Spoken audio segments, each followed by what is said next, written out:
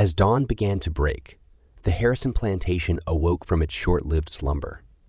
Nestled on a vast expanse of fertile land, the cotton fields stretched as far as the eye could see, punctuated only by the imposing grandeur of the main house. The orange hue of the rising sun bathed the landscape in a warm, inviting glow, an ironic contrast to the daily struggle that would soon ensue. The plantation ran on an intricate, well-oiled machine of routine and order.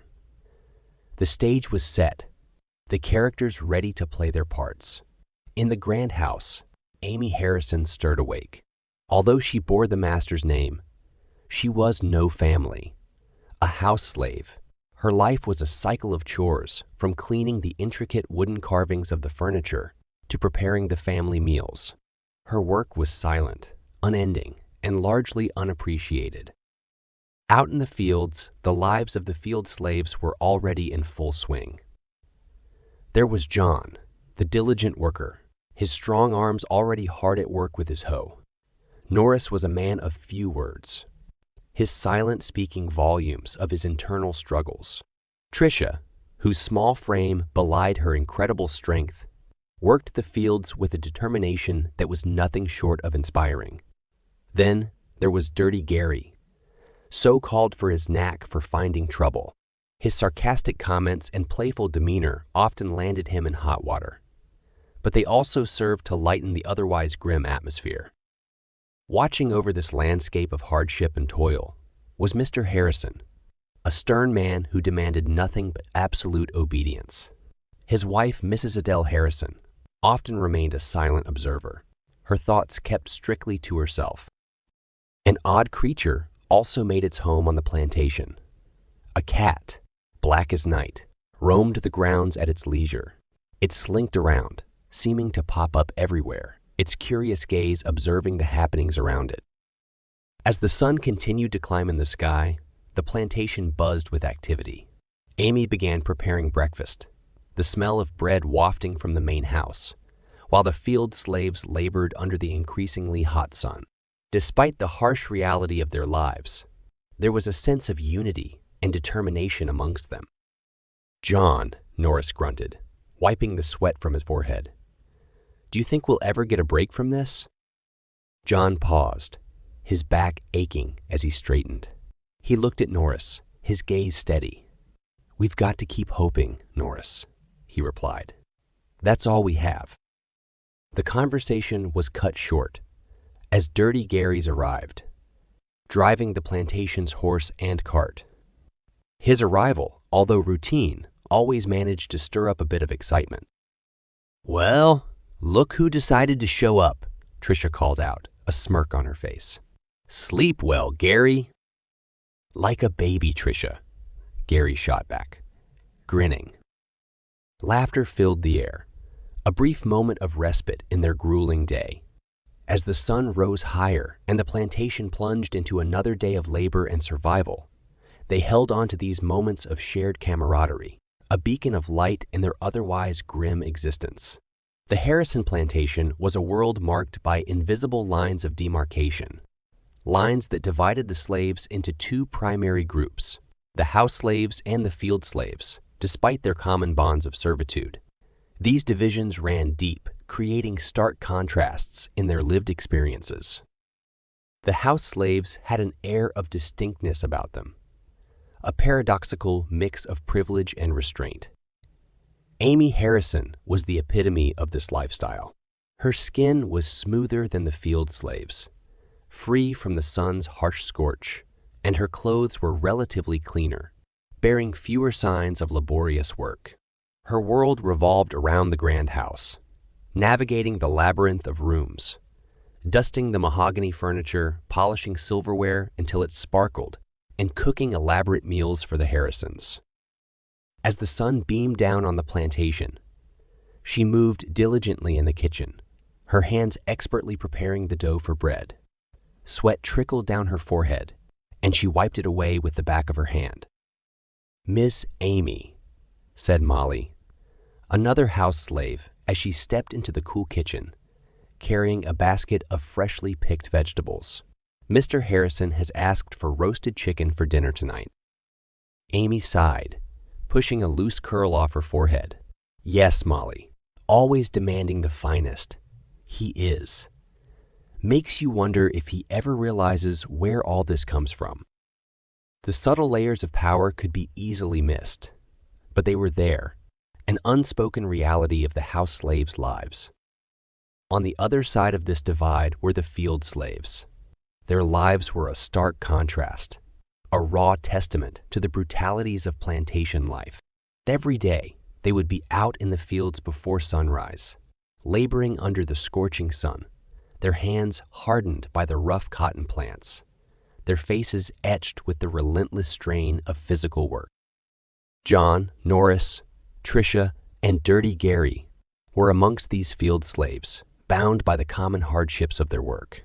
On this particular afternoon, as the sun blazed overhead, John paused to wipe the sweat off his brow, his gaze scanning the cotton fields stretching out in front of him. He looked over at Norris, whose muscular frame was bent over a cotton plant. "You ever think of what life would be like in that house?" John asked, his voice barely more than a whisper. Norris paused, glancing towards the grand house that stood imposingly at a distance. "I reckon it's different," he replied. "But freedom ain't about living in a house, John. It's about owning your own life. That their house, it's still a prison." The reply hung in the hot afternoon air, a bitter truth they had come to know. The plantation was their world, and while their experiences differed vastly, it was a world of captivity for them all. Sunday mornings at the Harrison plantation had a rhythm of their own, a rhythm that began with the dawn and the rustling of Sunday clothes from the cedar closets, soft whispers breaking the stillness of the early morning hours, and a peculiar quietness that settled over the plantation. On this particular Sunday, Dirty Gary Harrison was up before anyone else, his duties as the Harrison family's designated driver requiring him to prepare earlier than the rest. He meticulously cleaned the family carriage, his rough hands working the polish into the fine wood with diligence born of routine. His nickname Dirty Gary was a playful misnomer amongst the other slaves. Gary was anything but dirty, his job keeping him away from the fields and the grime. "Morning, Gary." A voice greeted him as John came into view. The two men shared a glance, their friendship solidified by the numerous years spent on the plantation. "Morning, John," Gary replied, flashing a quick smile. His hands never paused in their work, polishing the carriage's wooden finish until it gleamed in the soft morning light. "You headed to the fields today?" John chuckled, shaking his head. "Even the master knows the good Lord rests on the seventh day, Gary." Their shared laughter echoed in the empty yard, a moment of camaraderie in their world of servitude. As John moved away, Gary returned to his task, his thoughts focused on the journey ahead. With the Harrisons attending church, the plantation transformed into a different kind of sanctuary for the remaining slaves. Amy took over the main house, her voice echoing in the quiet halls as she led the other house slaves in a simple service. Their hymns filled the air, songs of hope and endurance, wrapped in melodies that had been passed down through generations. "Keep your eyes on the prize. Hold on." Amy's voice resounded in the grand house, her hands raised high as she sung out the hymn. It was their service, a moment of respite and fellowship that offered a semblance of solace. The plantation, split into two distinct worlds, functioned in its rhythm. Gary driving the Harrisons to church in their polished carriage, and the slaves left behind, finding their sanctuary amidst the cotton fields and the grand house. Sundays, as it turned out, were a testament to their endurance, a symbol of their spirit, their hopes, and their dreams. In the shadow of the grand Harrison mansion, the rhythmic beat of hands clapping and the subtle harmony of voices combined to create an undercurrent of energy that filled the plantation. The sun, now high in the sky, filtered through the leaves of the surrounding trees, casting a patchwork of shadows over the gathered slaves. The group was huddled together, their Sunday best adding splashes of color to the otherwise earth-tone tableau. There were no pews here, no towering steeple or grand pulpit, just the earth beneath their feet, the sky above, and the chorus of their shared voices carrying their prayers to anyone who would listen. Standing at the head of the gathering was Amy, the unofficial spiritual leader of their congregation. Her voice was strong, bolstered by the solidarity she found in her fellow slaves. Her eyes closed, she began to sing, her soulful voice lifted by the collective energy of the group. "Steal away, steal away, steal away," she intoned, the first lines of a hymn that every slave knew by heart. It was more than just a song. It was a message, a shared hope, a beacon pointing towards freedom. John, standing at the fringes of the congregation, listened intently, his mind deciphering the coded language that lay within the lyrics. It was a secret code, a testament to their unity and their shared dream of liberty. Each hymn held a hidden meaning, known only to them. The hymns weren't the only coded messages. The slaves communicated through subtler ways as well, a tap of the foot here, a clapping rhythm there. It was their secret language, an unseen web of communication that kept their hopes and dreams alive. "Freedom's nigh, I can feel it," whispered Tricia, her voice barely audible over the hymns. John looked at her. The intensity in her eyes reflected his own. They all felt it, that undercurrent of hope, the taste of freedom so tantalizingly close, yet so far. And so their service continued, their songs of faith transforming into a silent chorus of resistance. Each hymn, each ritual, each glance exchanged between them was a pledge of their unity, a testament to their unbroken spirit. Their bonds went beyond their shared servitude. They were a family, bound not by blood, but by a shared dream, the dream of freedom. As the sun began its descent, marking the end of their Sunday reprieve, the slaves gathered in the makeshift quarters they called home. The air was thick with stories and hushed voices. The field hands and house servants, their work set aside for the day, gathered to share tales passed down from whispered conversation to whispered conversation. These were no ordinary tales, though. They were tales of escape, of freedom, of a mythical path known only as the Underground Railroad. "Listen here," began Gary, standing in the middle of the gathered slaves. His normally jovial face held a grave seriousness, his usual mirth replaced with the heavy weight of the tale he was about to share. He had heard it from the other drivers. Whispers passed from one to another under the cover of darkness. "Yeah, heard about the North Star?" he asked, his voice carrying through the silence. Many nodded. The North Star was a beacon to those lost at night, a constant in the ever-changing night sky. Well, the North Star ain't just a star. It's a guide, a path to freedom. "Yeah, follow it, and it'll lead ye to the Underground Railroad," Gary continued. The crowd leaned in, their expressions a mixture of curiosity and skepticism. John, seated with his arms folded, watched Gary intently. "And what, pray tell, is this Underground Railroad?" he asked, skepticism lacing his words. The idea of an actual railroad running underground was absurd, he thought. Gary gave a knowing smile. "Ain't no real railroad, John.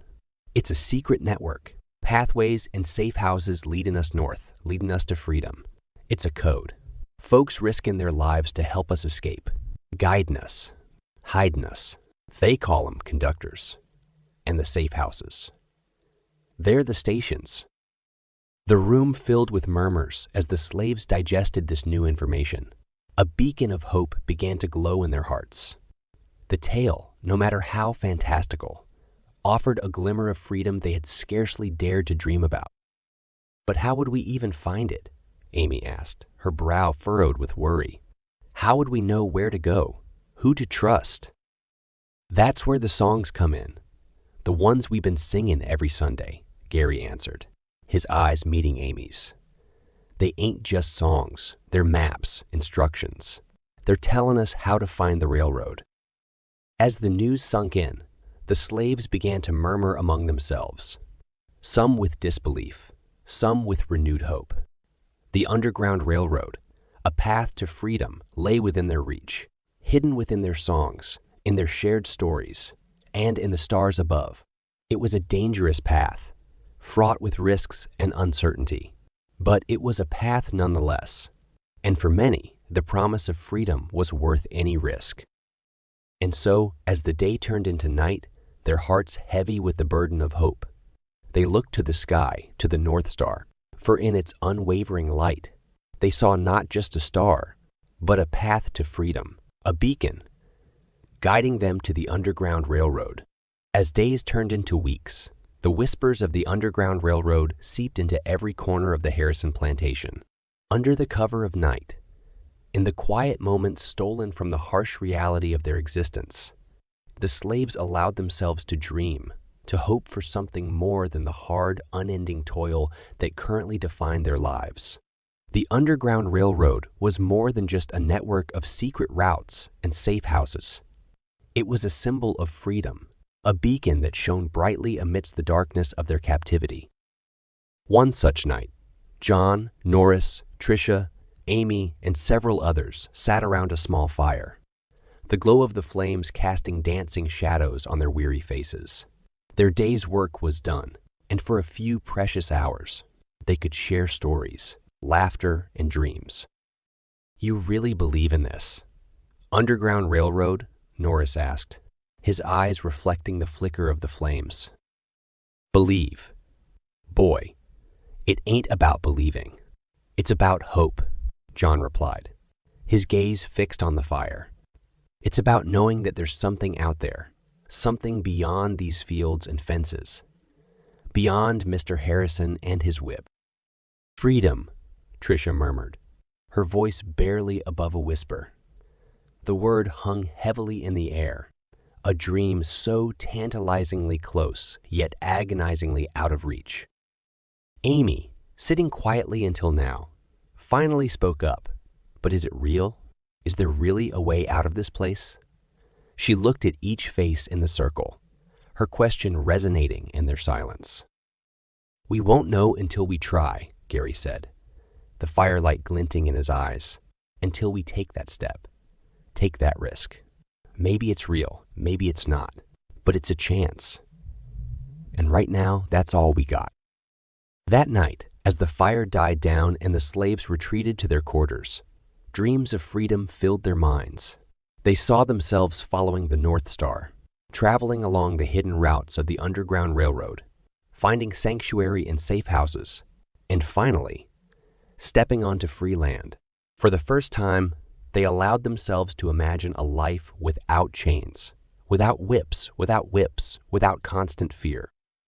Yes, the Underground Railroad represented freedom, but it also represented hope, courage, and the undying human spirit. It was the dream that kept them going, the dream that lit their way through the darkest hours. It was a testament to the enduring belief that one day they would break the shackles that bound them and emerge not as slaves, but as free men and women. The Underground Railroad wasn't just a pathway to freedom. It was a journey towards their dreams, towards a future they could call their own.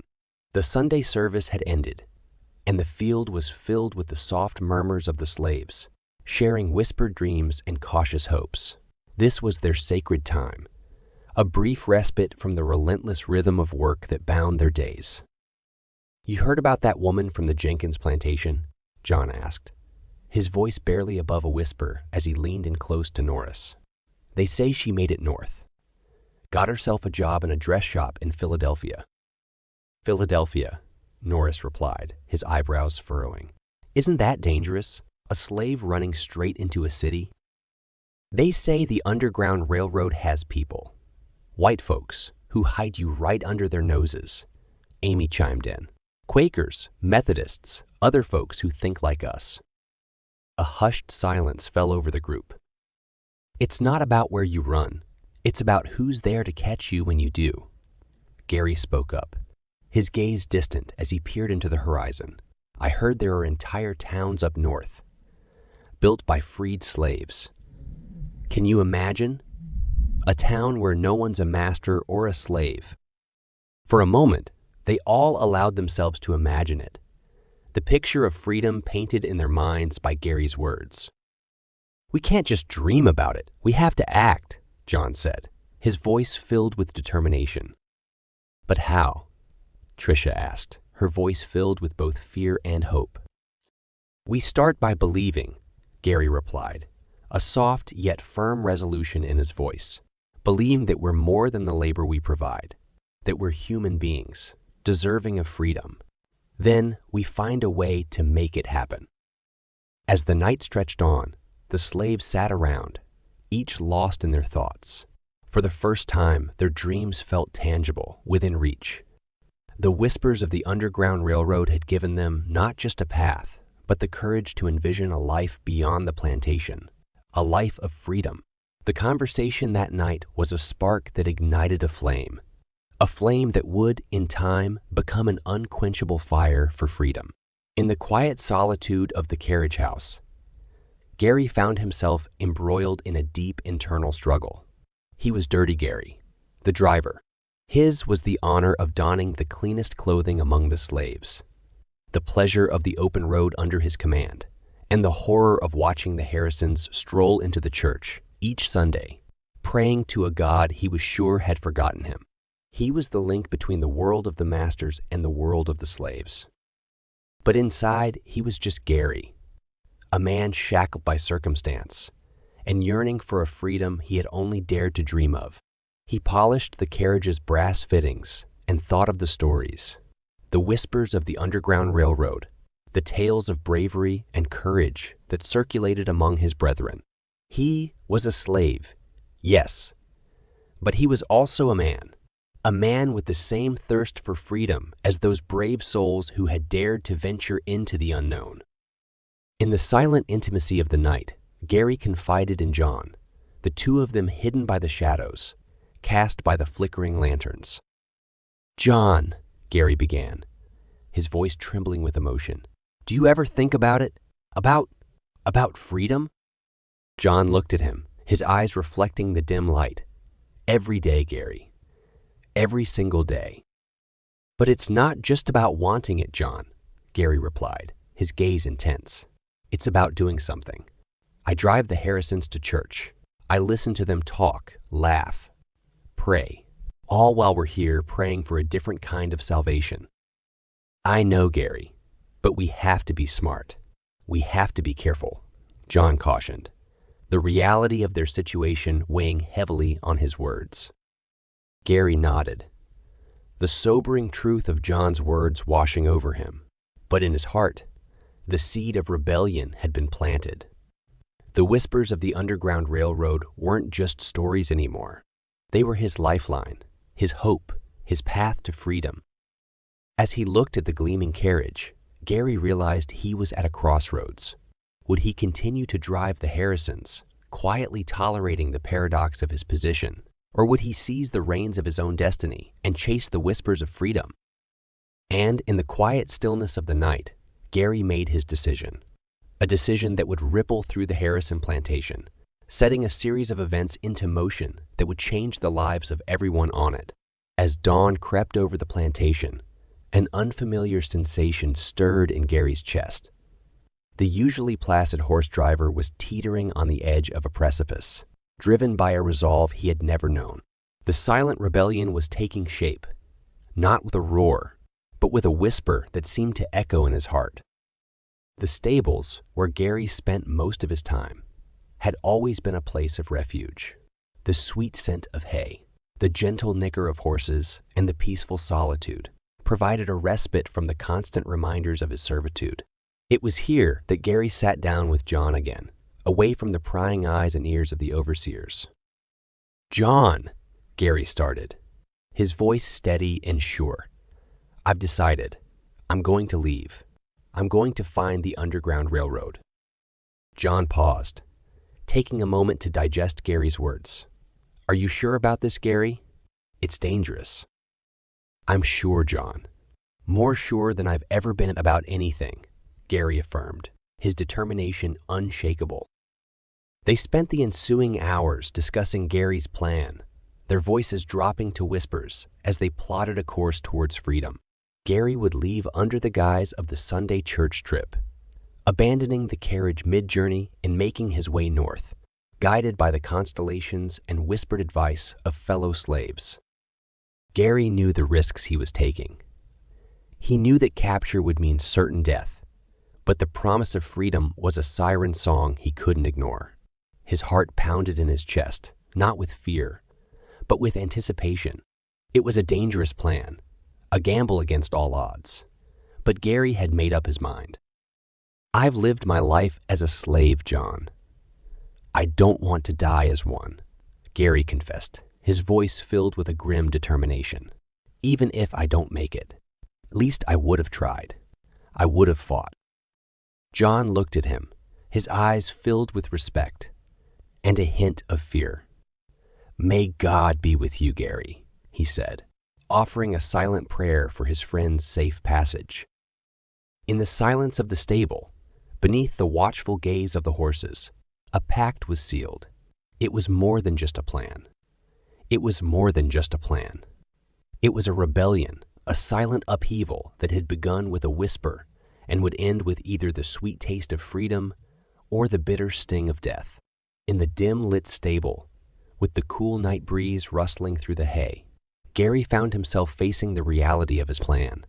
He leaned against the stable wall, his gaze falling on the empty carriage that would serve as the vessel for his daring escape. The enormity of the risk he was about to take was beginning to sink in, filling the air with a palpable tension. "Freedom ain't never come easy, Gary," John started, breaking the silence. "It ain't just about leaving. It's about surviving. You ready to risk your life for this?" Gary's heart pounded in his chest, the gravity of John's words resonating with the anxiety that lay buried deep within him. His mind was a whirl of thoughts, the possibility of capture, torture, even death. "I know the risks, John," Gary said, his voice barely a whisper. "But it's a risk I'm willing to take if it means a chance at freedom." "But what about your family, Gary?" John continued, his brow furrowed with concern. "What about Amy? What about us?" Gary paused, his thoughts turning to Amy and the others left behind. A pang of guilt shot through him, his heart aching for the family he was leaving behind. But even in the face of these emotions, his resolve did not waver. "I'm doing this for Amy. For all of us," Gary said, his voice filled with a quiet resolve. "If I can find freedom, maybe I can help others find it too." His words hung in the air, a promise of a brighter future that felt just within reach, yet so far away. But the look in Gary's eyes, the resolute determination that shone in the dim light, spoke volumes. This wasn't just a risk, it was a necessary gamble, a leap of faith towards a chance at freedom. As the conversation wound down, a newfound understanding passing between the two men, the stable fell silent once more. All that remained was the gentle rustle of hay and the steady rhythm of the horses' breathing, serving as a constant reminder of the daring journey that lay ahead. In the face of danger and uncertainty, Gary's resolution remained unbroken. He was ready to confront the risks, ready to gamble everything for a shot at freedom. The whispers of rebellion had turned into roars within him, echoing his silent determination to break the chains of servitude, no matter the cost. As Sunday dawned on the Harrison plantation, a peculiar sense of anticipation hung in the air.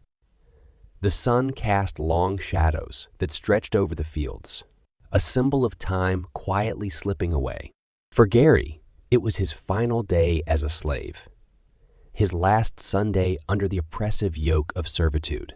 The thought sent a shiver down his spine, the reality of his decision beginning to set in. He found himself rising early that day, even before the cockerel had announced the dawn. Gary walked along the periphery of the fields, looking out at the vast expanse of the plantation.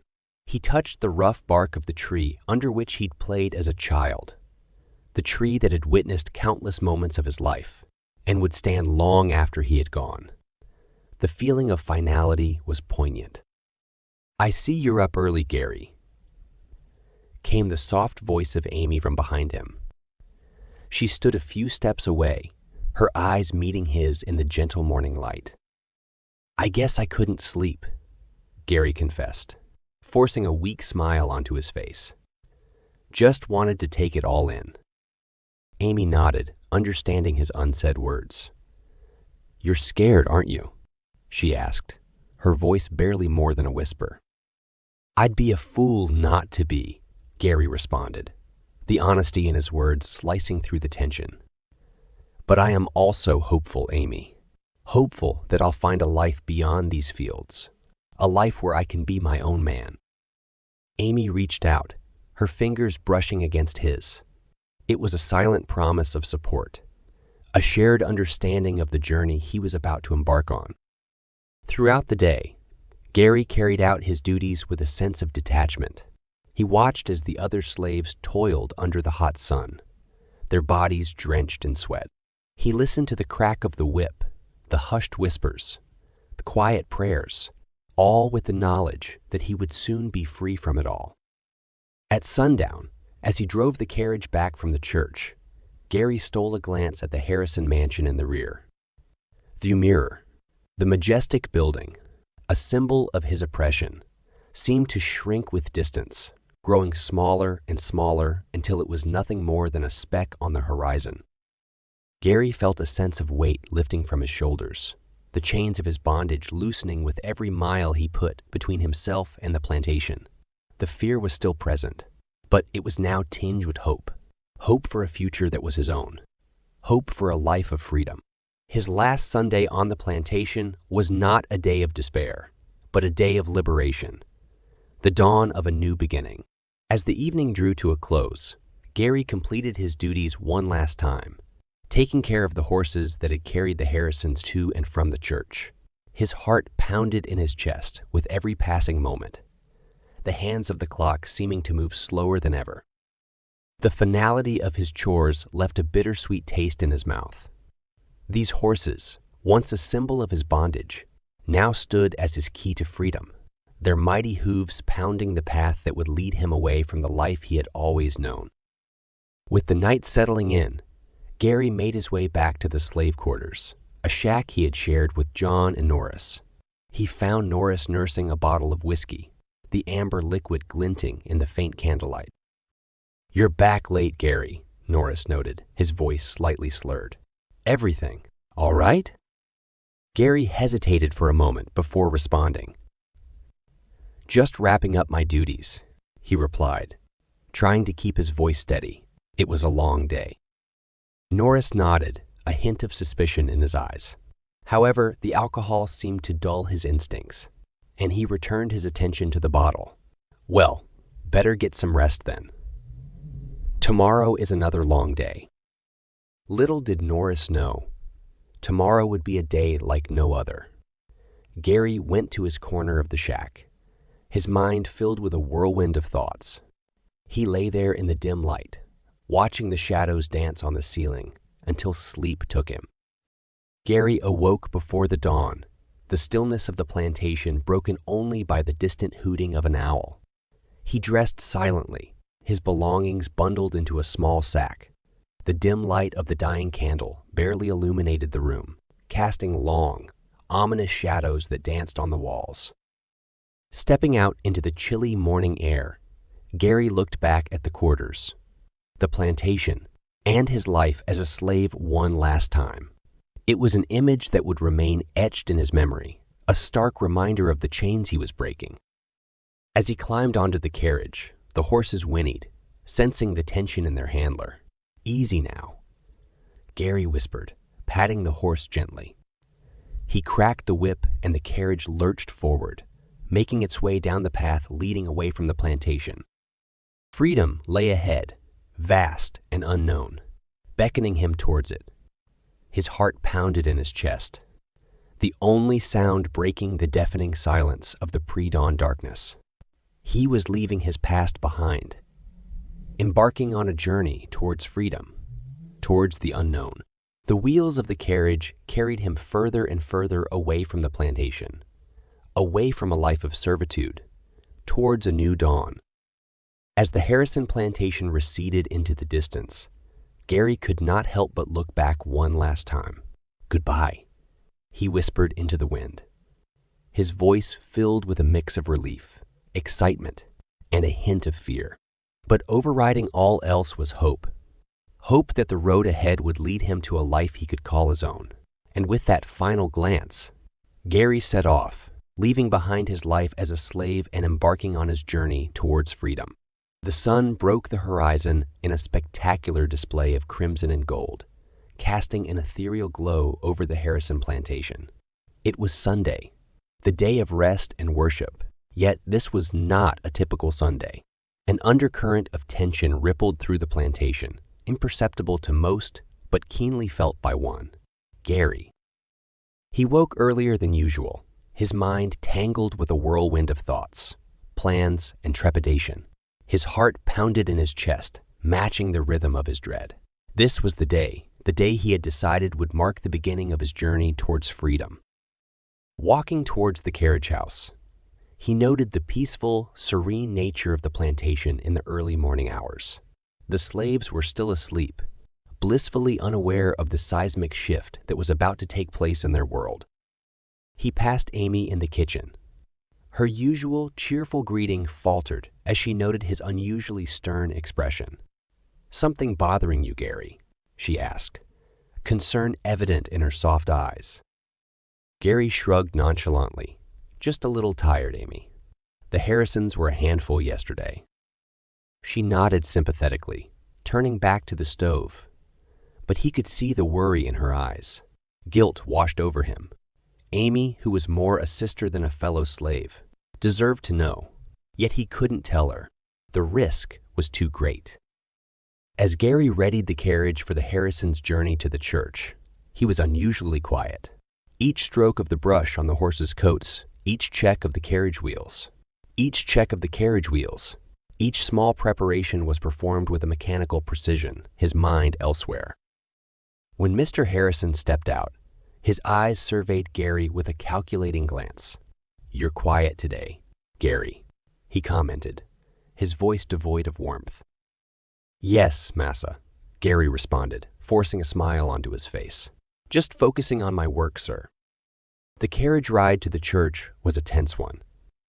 Gary remained silent, his hands tight on the reins, his eyes focused on the road ahead. Not just the dusty path to the church, but the road that lay ahead of him, a path leading to freedom, or so he hoped. Throughout the day, Gary maintained his composure. The tension coiled inside him remained his secret, a hidden turmoil beneath the calm surface. Even as he led the Harrisons back home and retreated to his quarters, the plantation remained oblivious of the storm brewing in its midst. As night fell, Gary lay awake in his bed, the soft snores of his fellow slaves the only sound in the still night. His heart was a thunderous drum in his chest, the weight of his impending departure heavy in his heart. But despite the fear, the tension, the unease, Gary was resolute. In the oppressive silence of his small quarters, the magnitude of Gary's decision weighed heavily on him. His mind echoed with the whispers of doubts and what-ifs, mingling with the steady rhythm of his heart. He was caught in a storm of his own making, torn between the desperate desire for freedom and the nagging guilt of abandoning those he considered family. He stared into the darkness, his thoughts punctuated by the soft snores of his fellow slaves. The bonds of their shared struggle were deep, their camaraderie born out of shared hardship and the common yearning for liberty. And it was these bonds that made his imminent departure so excruciatingly difficult. Was it selfish? This burning desire to be free, to break the shackles of slavery and to taste liberty, did it make him a traitor to his kin? In the dead of the night, Gary found himself wrestling with these questions. He had no answers, just an unsettling understanding of the consequences. His departure would undoubtedly bring a harsher reality for the others. His thoughts drifted to Amy, her soft eyes always filled with compassion, her spirit unbroken despite the cruelty of their circumstances. Would she understand his decision? He thought of John, the formidable field slave, his powerful frame bearing the brunt of the harsh field work. Would he resent him for leaving? He thought of Norris, Tricia, each face a reminder of the life he was about to leave behind. He allowed himself to feel the weight of his decision, the guilt and the uncertainty. And in the heart of that storm, a single powerful thought emerged, the hunger for freedom. It was not just a yearning. It was a primal need, a call from deep within that refused to be ignored. He realized that his choice was not born out of selfishness, but survival. With a heavy heart, Gary stood up from his meager cot, his body a silhouette in the faint moonlight that filtered through the cracks in the wooden walls. He walked over to the small window, his eyes drawn to the sprawling plantation bathed in an ethereal glow.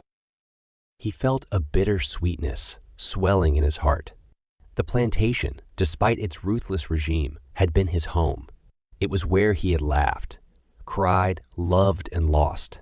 His eyes lingered over the distant fields, the sight stirring memories of laborious days under the scorching sun.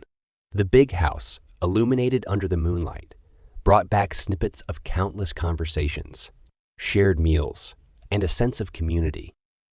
Silently, he said his goodbyes, his eyes burning with unshed tears, his heart heavy with the burden of his choice. His future was uncertain, fraught with peril. Yet the promise of freedom held a magnetism that was impossible to resist. And so, as the night deepened, Gary made his choice. The silent rebellion had begun. His heart echoed with a single resolve: freedom. And with this resolve etched in his heart, he prepared to step into the unknown, leaving behind the familiarity of bondage for the uncertain allure of liberty. The night before his departure was one of restlessness. Gary sat on the edge of his narrow bed, the usual hum of sleep muffled under the cloak of his own fear. A pungent smell of sweat and earth clung to the air of the shared sleeping quarters, a grim reminder of the relentless routine that awaited with the break of dawn. Turning over the plan in his mind, he couldn't help but feel the sharp prick of guilt. Every whisper of the wind seemed to carry an accusation, every creak of the floorboards a judgment. The shadows of his companions, stretched out across the room, were constant reminders of what he was leaving behind. It was fear that gnawed at him, more than the guilt. Fear of the unknown, fear of what lay beyond the confines of the plantation, beyond the stifling familiarity of bondage. Yet it was this very fear that had sparked the ember of rebellion within him. "Dirty Gary," he whispered to himself, a wry chuckle escaping his lips. His father's nickname for him, a light-hearted jest that had stuck around, seemed incongruously out of place now. He was no longer the mischievous boy who'd earned the nickname. He was a man on the precipice of rebellion, an impending fugitive in the pursuit of liberty. Pacing the length of his small quarters, he grappled with his trepidation. He thought about the dangers of the journey ahead, about the wanted posters that would soon bear his name, about the relentless slave catchers who would be on his trail. Yet each terrifying possibility only hardened his resolve. "It's freedom or death," he said to himself, his voice a harsh whisper in the stillness of the night. He thought about the others, about the ripple effect his departure would cause. He knew his absence would bring harsher conditions, longer hours, and increased scrutiny for the remaining slaves. It was a bitter pill to swallow. He considered telling someone, leaving a note, or giving a hint, anything to ease the shock of his sudden disappearance. But he knew better. The less they knew, the safer they'd be. Gary paused in his pacing, glancing one last time at the forms of his sleeping companions. They were more than fellow slaves. They were his kin, his family. Their shared hardship and dreams of freedom had forged a bond stronger than blood. The thought of leaving them behind was a physical ache, a sharp pang that pierced through his determination. But he reminded himself of the stakes, the price he was paying, and the promise of freedom. Freedom, he repeated the word, as though tasting its sweetness. It was a heady thought, intoxicating in its allure. Gathering his meager belongings, he allowed himself one last glance at the sleeping forms around him. "I'll come back for y'all," he whispered into the silence, a promise sealed in the solitude of the night. With a final surge of determination, Gary pushed away his fears, squared his shoulders, and stepped into the new day. A day that marked the dawn of his rebellion, the beginning of his pursuit of freedom. As dawn broke, casting a warm golden hue over the fields of the Harrison plantation, an eerie stillness hovered over the usually bustling quarters of the slaves. The rhythmic chatter of morning greetings, the occasional laughter echoing from the corner, the distinct smell of brewed chicory coffee, all were strangely absent. Instead, there was an unnerving silence, a void that bore the ominous sign of Gary's absence. Amy Harrison was the first to notice the unusual calm. Stepping out into the courtyard, her eyes scanned the familiar scene, a sense of foreboding creeping up her spine. The horses stood unattended, the carriage uncoupled, and the driving whip, Gary's trademark tool, was lying abandoned by the stables. "John!" she called, her voice cutting through the unusual quietness. "Yes, Miss Amy." John hurried over, wiping his sweat-streaked face on his worn-out shirt. "Where's Gary?" she asked, her gaze fixed on the unattended horses. John shrugged, a frown knitting his brows. "I ain't seen him, Miss Amy. Maybe he's in the barn." But a quick search of the barn, the sleeping quarters, even the fields, yielded no sign of the missing driver. A veil of worry settled over the slaves as they whispered among themselves, the tension palpable. "Gary wouldn't just up and leave like this," Tricia murmured, her dark eyes wide with concern. "Something ain't right." Norris, ever the cynic, grumbled under his breath. "Maybe he's just sleeping off a hangover somewhere." But as the sun climbed higher, and there was still no sign of Gary, even Norris had to admit something was amiss. The situation escalated when Mr. Harrison emerged from the main house, dressed in his Sunday best, impatiently tapping his pocket watch. "Where the devil is Gary?" he demanded, his sharp gaze cutting through the gathered slaves. Amy stepped forward, her hands trembling slightly. "We don't know, sir. He wasn't in his quarters this morning." Mr. Harrison's face turned a furious shade of red. "You better find him," he growled, "and if he's slacking off, tell him he'll have hell to pay." But Gary was nowhere to be found. His sudden absence was like a stone dropped into a still pond, the ripples of worry and fear spreading through the plantation. As the sun set, casting long, grim shadows over the land, the realization began to dawn on them all. Gary, their brother in bondage, was gone. Evening descended on the Harrison plantation, the amber hues of the setting sun lending an air of melancholy to the scene. The slaves congregated in their quarters, their hearts heavy with the absence of their comrade. But amidst the concern and worry, a bitter taste of regret was simmering. The regret of a farewell unsaid, a goodbye unshared. They sat in a circle, the glow of a single oil lamp casting dancing shadows on their worn faces. The room was silent, save for the occasional crackle of the flame. Each of them lost in their thoughts. It was Amy who broke the silence, her voice trembling. "He didn't say goodbye." "No, he didn't," Tricia echoed softly, a sadness lining her words. "But a man should say his farewells before he leaves," John interjected, his voice carrying a note of bitterness. "We are kin, ain't we?" "We are," Amy said, her gaze dropping to her clasped hands in her lap. "But maybe Gary did us a kindness." At the puzzled look shot her way, she continued, "Imagine if he had told us about his plan. We would have worried, maybe tried to stop him. Or worse, if Massa found out." She didn't finish her sentence, letting the unsaid words hang heavily in the air. For a moment, silence reigned in the room as they digested Amy's words. The possibility that Gary might have been protecting them in his own way was a sobering thought. "You think he made it?" Norris asked after a while, his voice barely above a whisper. "I pray he did," Amy replied, her gaze fixed on the flickering flame. And so, under the shroud of the dark night, the slaves sat together, their hearts echoing the same prayer. Despite the silence that marked Gary's departure, his absence echoed loudly in their hearts. His desperate quest for freedom, a somber ballad that became the lullaby of their enslaved lives. The Harrison plantation was unusually quiet that evening. The hum of activity that typically pervaded the vast estate was replaced with a deafening silence, every worker shrouded in shock. Gary's absence hung in the air like a specter, an unwelcome reminder of the heartache his abrupt departure had left behind. Among those most affected were Tricia and the children. Tricia, a woman of strength and resilience, seemed to have lost her indomitable spirit. Her eyes, usually filled with warmth, were now lined with worry and sadness. The children, too young to fully grasp the implications, couldn't comprehend why their father hadn't returned.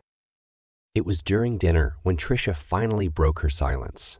She glanced at her children, their innocent faces a stark contrast to the harsh realities they were a part of, then turned to John, her voice barely above a whisper. "How do I explain this to them, John?"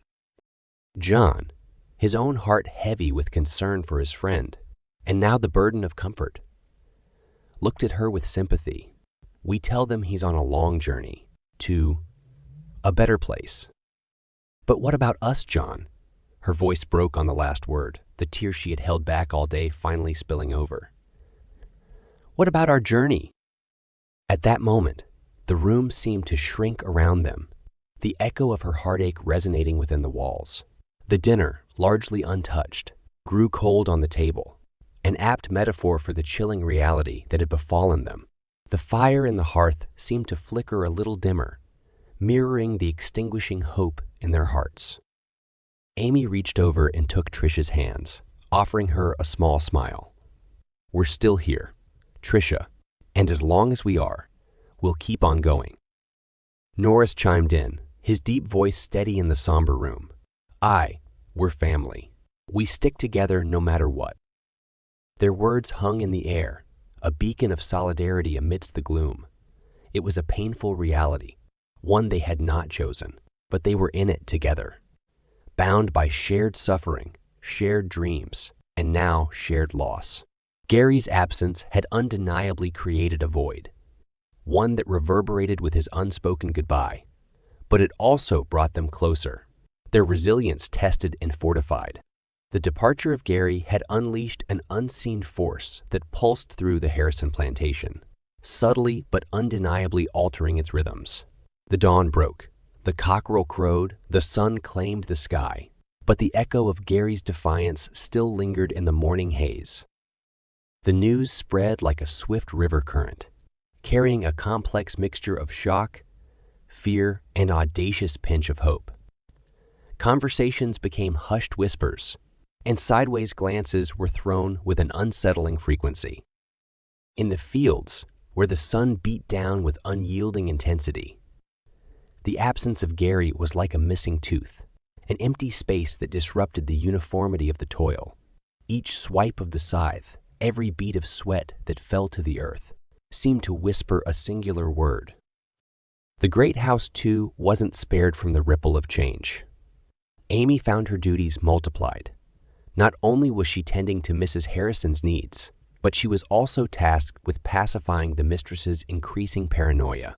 Mrs. Harrison, once a picture of Southern sophistication, was now a woman consumed by fear of rebellion. "The others will follow," she muttered one afternoon, her eyes distant, her hands wringing her handkerchief into submission. "Gary has put ideas into their heads." Amy, ever the dutiful house slave, hid her own rising hopes behind a mask of indifference. "I don't reckon so, Mrs. Harrison," she replied, offering the woman a soothing smile. Gary was different. In the quarters, as dusk fell, the slaves huddled around the flickering firelight, stories of Gary's defiance circulating like prized folklore. "Do you reckon he made it?" Norris asked, his voice barely more than a whisper. John, staring into the hypnotic dance of the flames, responded with a quiet determination. "I hope so. Norris, for all our sakes, I hope so." A somber silence fell upon the group, each lost in their thoughts, Gary's ghost threading fear and hope into the fabric of their existence. He was gone, yet his influence was everywhere, a catalyst to their unspoken dreams, the spark to their hidden fires of defiance. The plantation was the same, yet irrevocably changed. The rhythm disrupted. The dynamic shifted, the status quo rattled. As they slipped into their straw beds that night, one thing was clear. Life on the Harrison plantation had taken a dramatic turn. The echoes of Gary's departure had barely begun to fade when the search for him commenced. Mr. Harrison was a stern man, used to obedience and control. The audacity of a slave daring to flee his dominion was an affront he could not tolerate. It gnawed at his pride and tested his patience, fanning the flames of his wrath.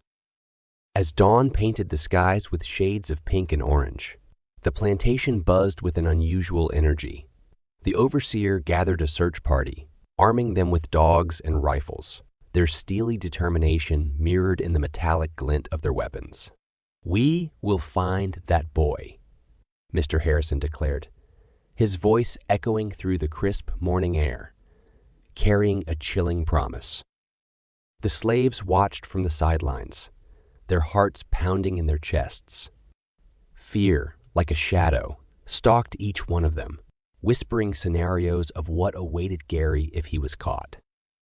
In the heart of this tension-filled scene, the nosy cat, always a silent observer, prowled around, its bright eyes taking in the commotion with an almost human curiosity.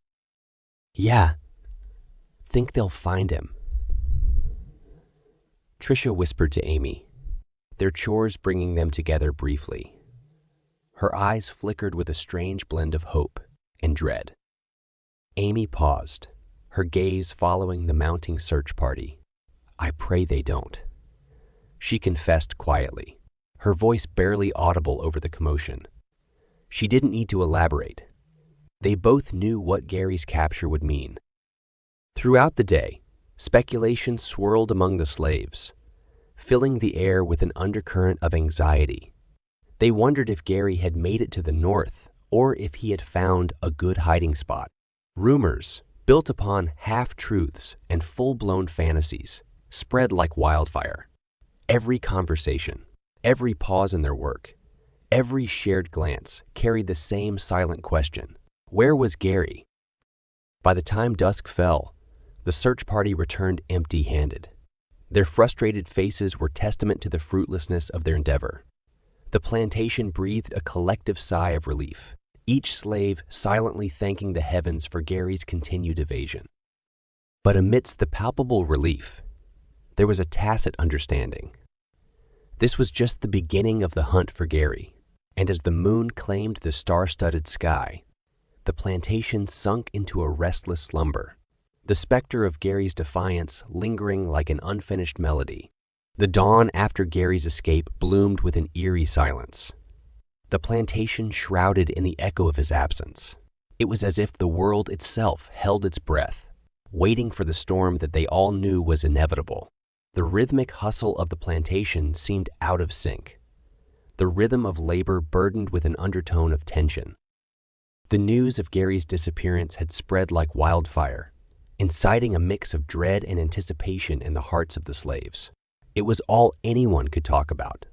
The usually relentless chatter of the field workers was replaced with hushed whispers, each word carrying the weight of the unknown. "Dirty Gary's gone," Norris muttered, breaking the morning silence. His words were met with a ripple of unease. "Yeah, think they gonna find him?" John asked, his voice barely a whisper. "No one knows," Tricia replied, her eyes not meeting anyone's.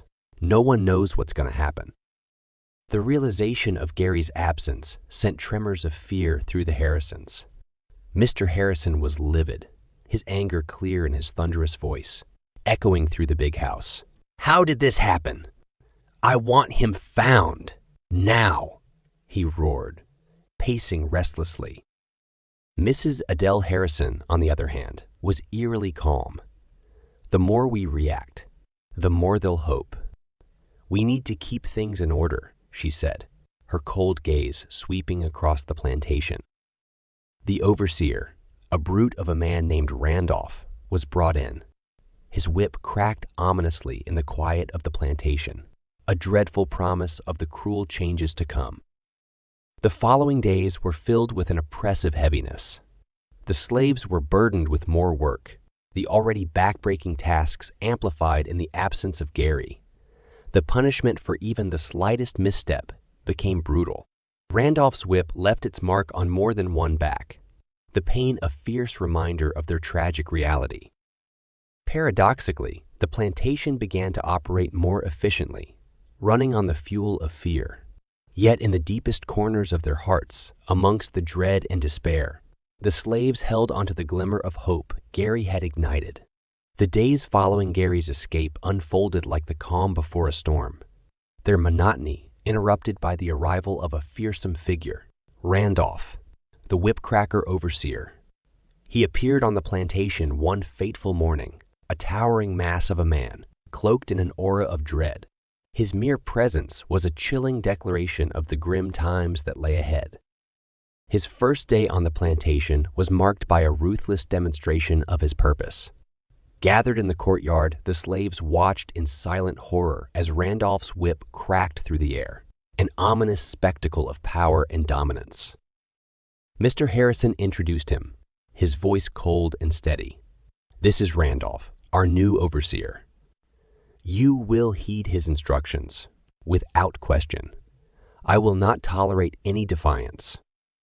Randolph stood there, his sinister silhouette stark against the rising sun. His cold gaze swept over the crowd of slaves, each one feeling the chilling touch of his stare.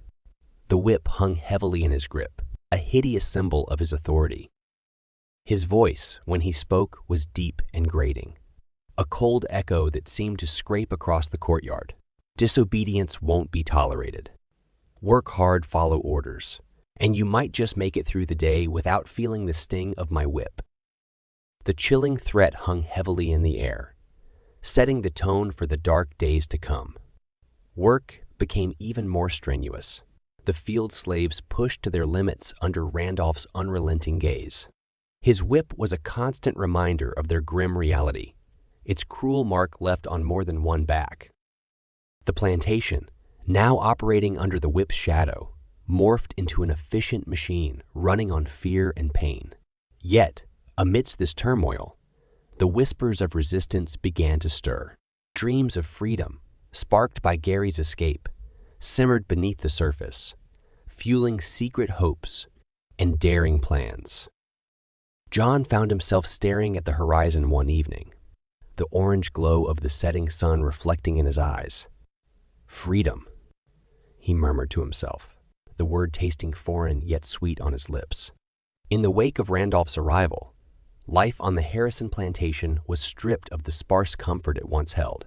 Each dawn brought a harsher day than the last, with the sun's rise commencing a tortuous cycle of unending toil and unrelenting oppression. John, Norris, and Tricia, the stoic trio of the field slaves, were put to the test. Their bodies bore the brunt of the intensified labor, muscles screaming in protest and skin raw from the sun and the whip. But it was their spirit that suffered the most, the constant strain threatening to snuff out the spark of hope Gary's escape had ignited. In the cotton fields, where once there was at least camaraderie and shared laughter amidst the back-breaking work, now there was only grim determination and silent prayers.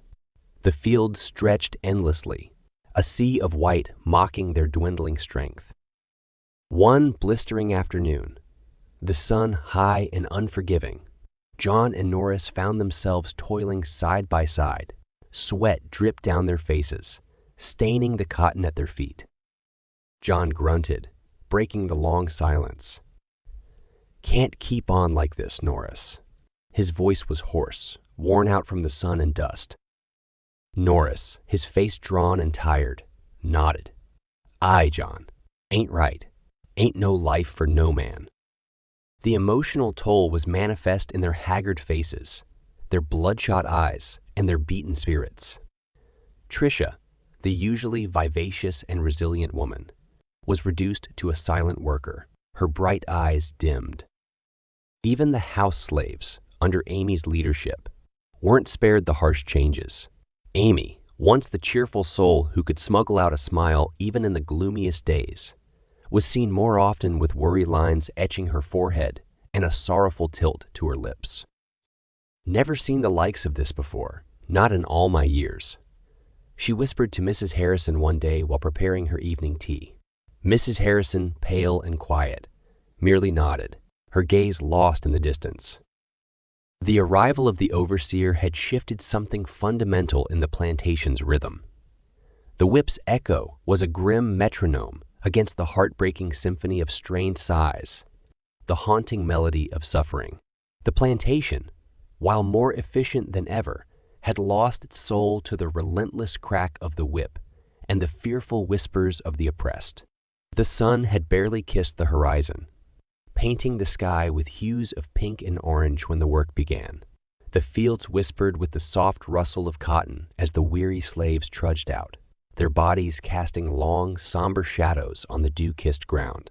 The once vibrant plantation now wore a pall of desolation.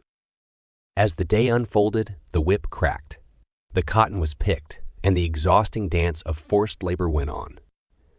Time seemed to lose its meaning as minutes stretched into hours and hours, into seemingly endless days.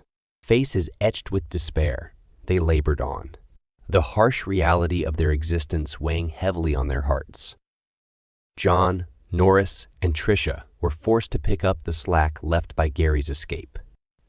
Their tasks increased, their rest reduced, and their bodies bore the marks of their extended servitude.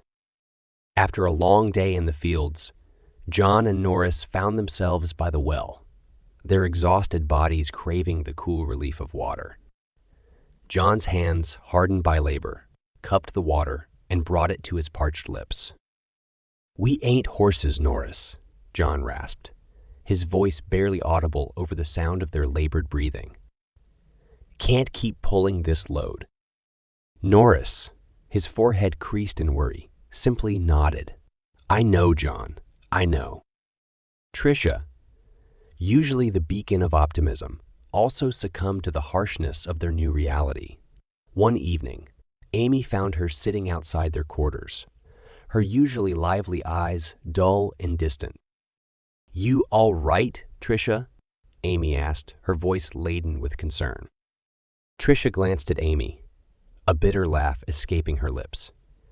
"Can you believe it, Amy? We thought it couldn't get any worse." And it wasn't just the physical toll. The plantation's gloomy atmosphere seeped into their quarters, their meals, and their scant moments of rest. The air was thick with despair, the usually lively discussions replaced with heavy silences. In the face of the insurmountable hardships, the slaves labored on, each day a testimony to their resilience. Yet within them, the spark of rebellion flickered, fueled by their shared adversity. They had borne the brunt of their increased burdens in silence. But how much longer could they endure? The whipcracker overseer's arrival marked a turn in the tide for the slaves on the Harrison plantation. Where once there was a semblance of leniency, a reign of terror took hold. The plantation, once a place of suffering cloaked in pretenses of civility, now wore its brutality in plain sight. The overseer was a giant of a man, broad-shouldered and towering. His mere presence cast a shadow of terror, his whip an extension of his ruthlessness. Even his voice, a guttural growl, seemed to reverberate with echoes of pain and suffering. Every infraction, however minute, was met with a punishment, and not just any punishment, but a very public one. The overseer believed in setting examples and using fear as his tool to maintain order and obedience. "See this," he barked one day, pointing at a pile of cotton not up to his standard. "This is unacceptable." John, the unfortunate picker of said cotton, was dragged into the center of the plantation. The overseer's whip found its mark on John's back. The sharp crack, followed by a pained groan. The rest of the slaves watched, their hearts pounding in the chests, their eyes filled with terror and helplessness. The harsh punishments, delivered under the scorching sun, became an eerie spectacle. The overseer, his whip, and the tormented cries of their kin, a nightmarish tableau etched deep into their memories. The overseer's reign of terror transformed the plantation into a house of horrors. Fear hung in the air, heavy and suffocating, a constant reminder of their harsh reality. The slaves lived in constant dread, the fear of the overseer's whip overshadowing their every action. "Better not drop any cotton, Tricia," Norris whispered one evening as they huddled in their quarters. "You saw what he did to John." Tricia nodded, her face pale. "I'm scared, Norris. We all are." Silently, they held each other, seeking comfort in their shared fear. But even as fear permeated their lives, so did a sense of unity. They were in this together, suffering together, surviving together. Amid the terror, they found strength in each other, their shared experiences forging a bond that not even the overseer's whip could break. In the midst of the turmoil and relentless cruelty, an oddity started to emerge. It was a bitter twist of reality, a knife in the side of an already aching wound. Despite the brutalities, the ruthless punishments, and the atmosphere of terror, the Harrison plantation was operating more smoothly than it ever had. In the cotton fields, the slaves toiled in synchronized rhythm, their actions coordinated with a precision that was almost mechanical. There was a new sense of urgency, a newfound efficiency that seeped into the very soil they cultivated. Every single hand was utilized, every single minute accounted for, and the result was evident in the yield. The cotton bales grew in size, the sugar cane taller, and the profits soared. Mr. Harrison, ensconced in his mansion, reveled in this efficiency. The new whipcracker overseer was worth every cent he was paid. The plantation thrived, and so did his coffers. Yet, beneath the veneer of this efficiency, the souls of those who toiled and suffered withered. Norris and John, bruised but unbowed, found themselves standing in the cotton field one evening, watching as the last of the cotton bales were loaded onto the wagons. "Hard to believe it, isn't it?" Norris murmured, his gaze on the bustling plantation. "Despite everything, we're doing better." John nodded, his heart heavy. We're a well-oiled machine now, aren't we?"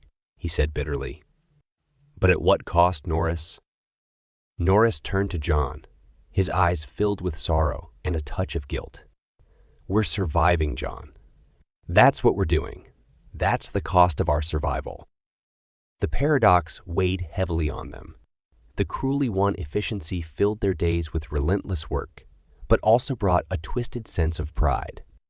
They were working harder, yielding more, but it was under the shadow of the whip and the threat of punishment. The plantation was more efficient, but their spirits, their dreams were being crushed under the weight of their daily grind. That night, under the faint glow of the moonlight, the slaves gathered in their quarters. In hushed voices, they talked about the day, about the ruthless efficiency, about the paradox they found themselves in. "There's a word for it, Amy," one of the house slaves said softly. "It's called Pyrrhic, a Pyrrhic victory." "Pyrrhic," Tricia echoed. Amy nodded.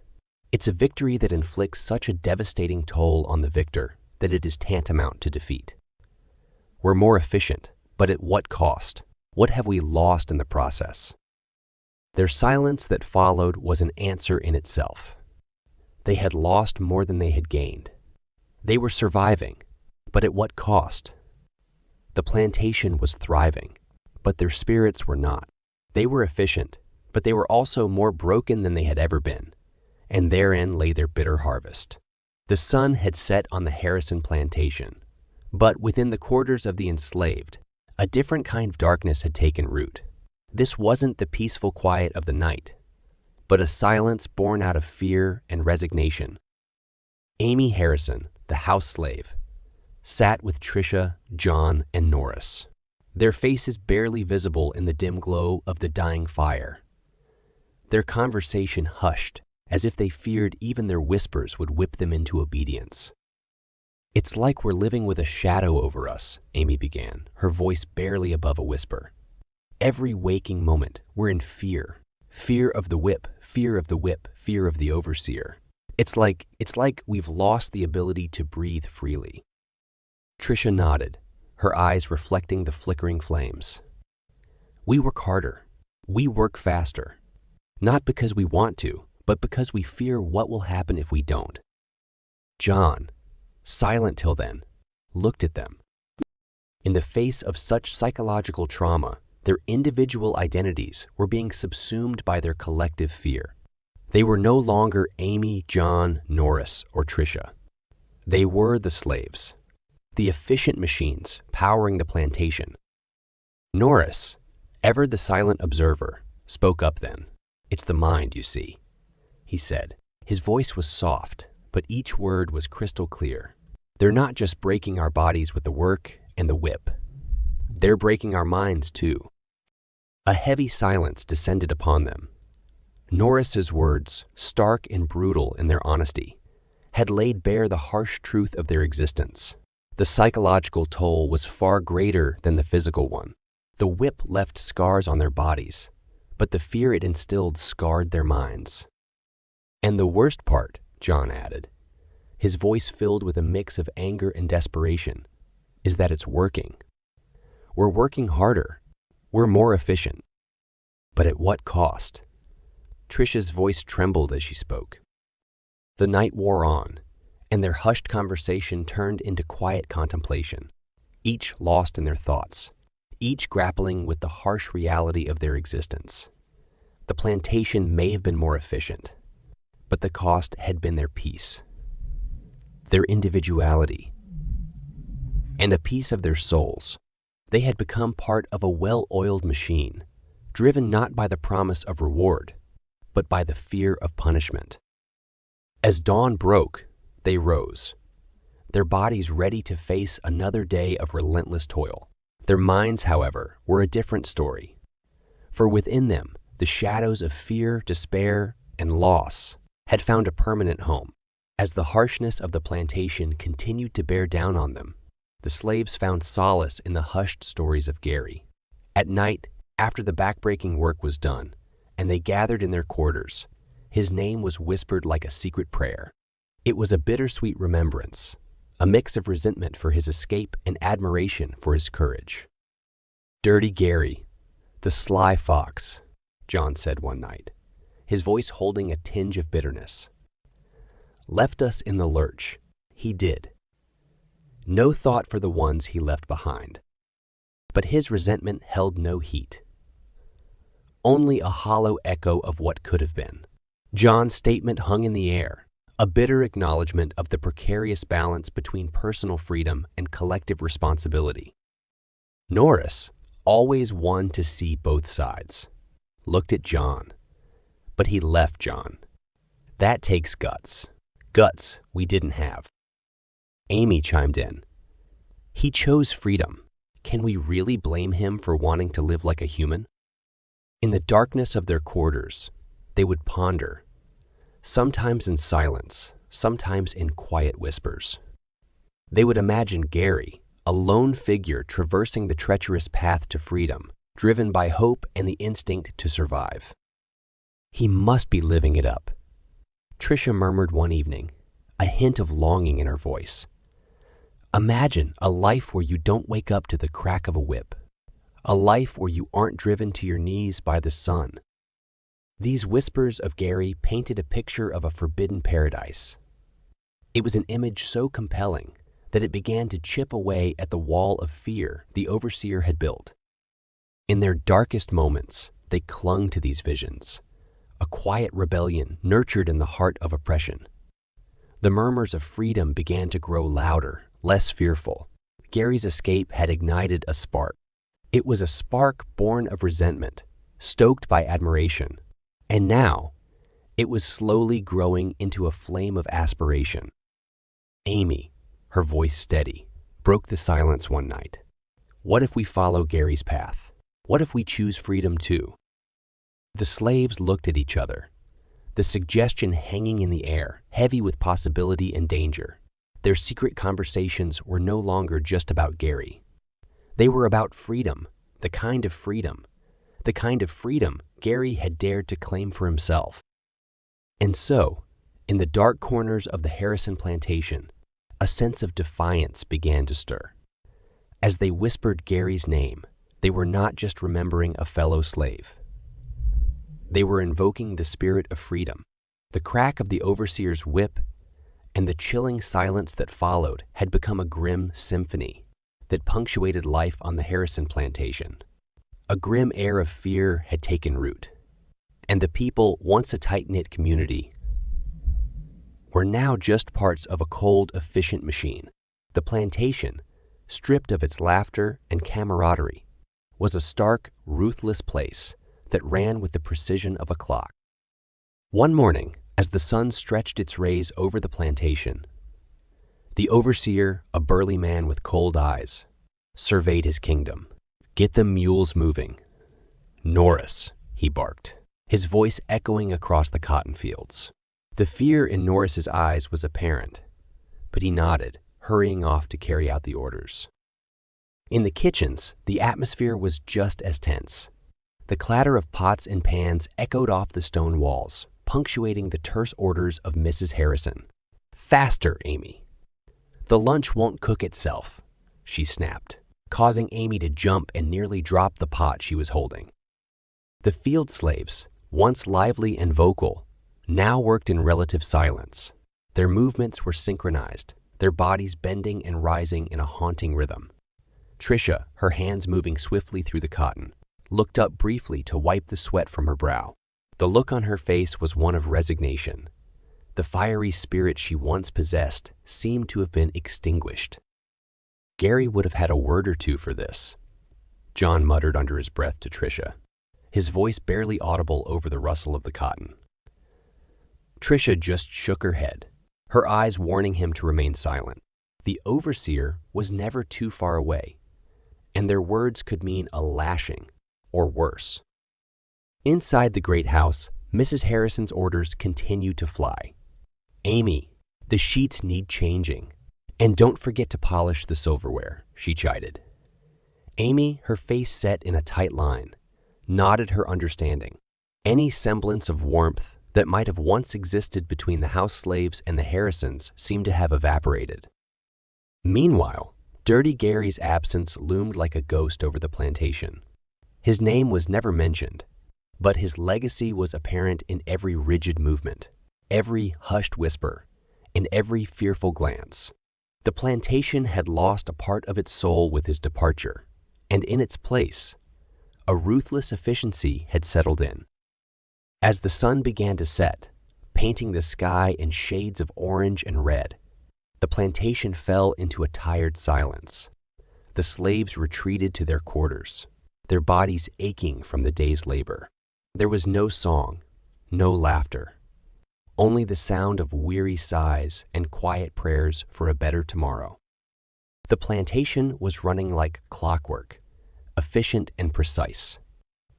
But in its quest for efficiency, it had lost something crucial: its humanity. The once vibrant community was now just a cog in the machine of the Harrison plantation. The fire of their spirit tempered by the cold hand of fear and ruthless efficiency. Even after several weeks, Gary's absence remained a palpable void on the Harrison plantation. His shadow seemed to linger in the spaces he once occupied, a silent reminder of a presence that was no more. To some, his memory was a beacon of hope. To others, a curse. But for all, it was a powerful reminder of freedom's tantalizing allure. "Still feels like he's gonna walk right through that door," murmured Norris one night, glancing at the empty bunk that used to be Gary's. The others nodded silently, their faces illuminated by the dim candlelight. Gary's former bed, now filled by a younger, quieter lad, felt like a stark reminder of their lost companion. In the cotton fields, his absence was just as evident. "Gary could pick cotton faster than any of us," John muttered under his breath to Tricia, his hands mechanically moving through the plants. Tricia nodded, her eyes far away. She had been close to Gary, and his departure had affected her profoundly. In the great house, Amy was preparing Mrs. Harrison's dinner when she accidentally dropped a spoon. It clattered onto the floor, echoing in the silence. "Dirty Gary would laughed at that," she murmured to herself, a sad smile playing on her lips. She remembered how Gary's laughter had once filled the kitchen, making their tedious chores a little more bearable. However, not everyone held Gary's memory in such fond regard. "Traitor," spat one of the older slaves. Jacob. He was one of the few who thought Gary's escape had only brought more hardship for them. "His selfishness has cost us all. Look at the state we're in now." Amid the echoes of Gary's memory, the strange cat that roamed the plantation seemed to embody his spirit. The slaves often saw it sitting on the edge of the fields, its eyes reflecting the moonlight. It felt like a symbol of Gary, free, elusive, and untamed. In these quiet moments, as they thought of Gary, an array of emotions rippled through the slaves. Resentment, admiration, longing, and even a touch of envy colored their whispers.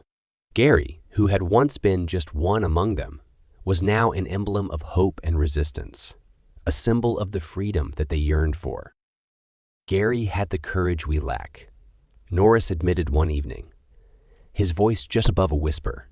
His words hung heavy in the air, forcing each of them to confront their own fears and desires.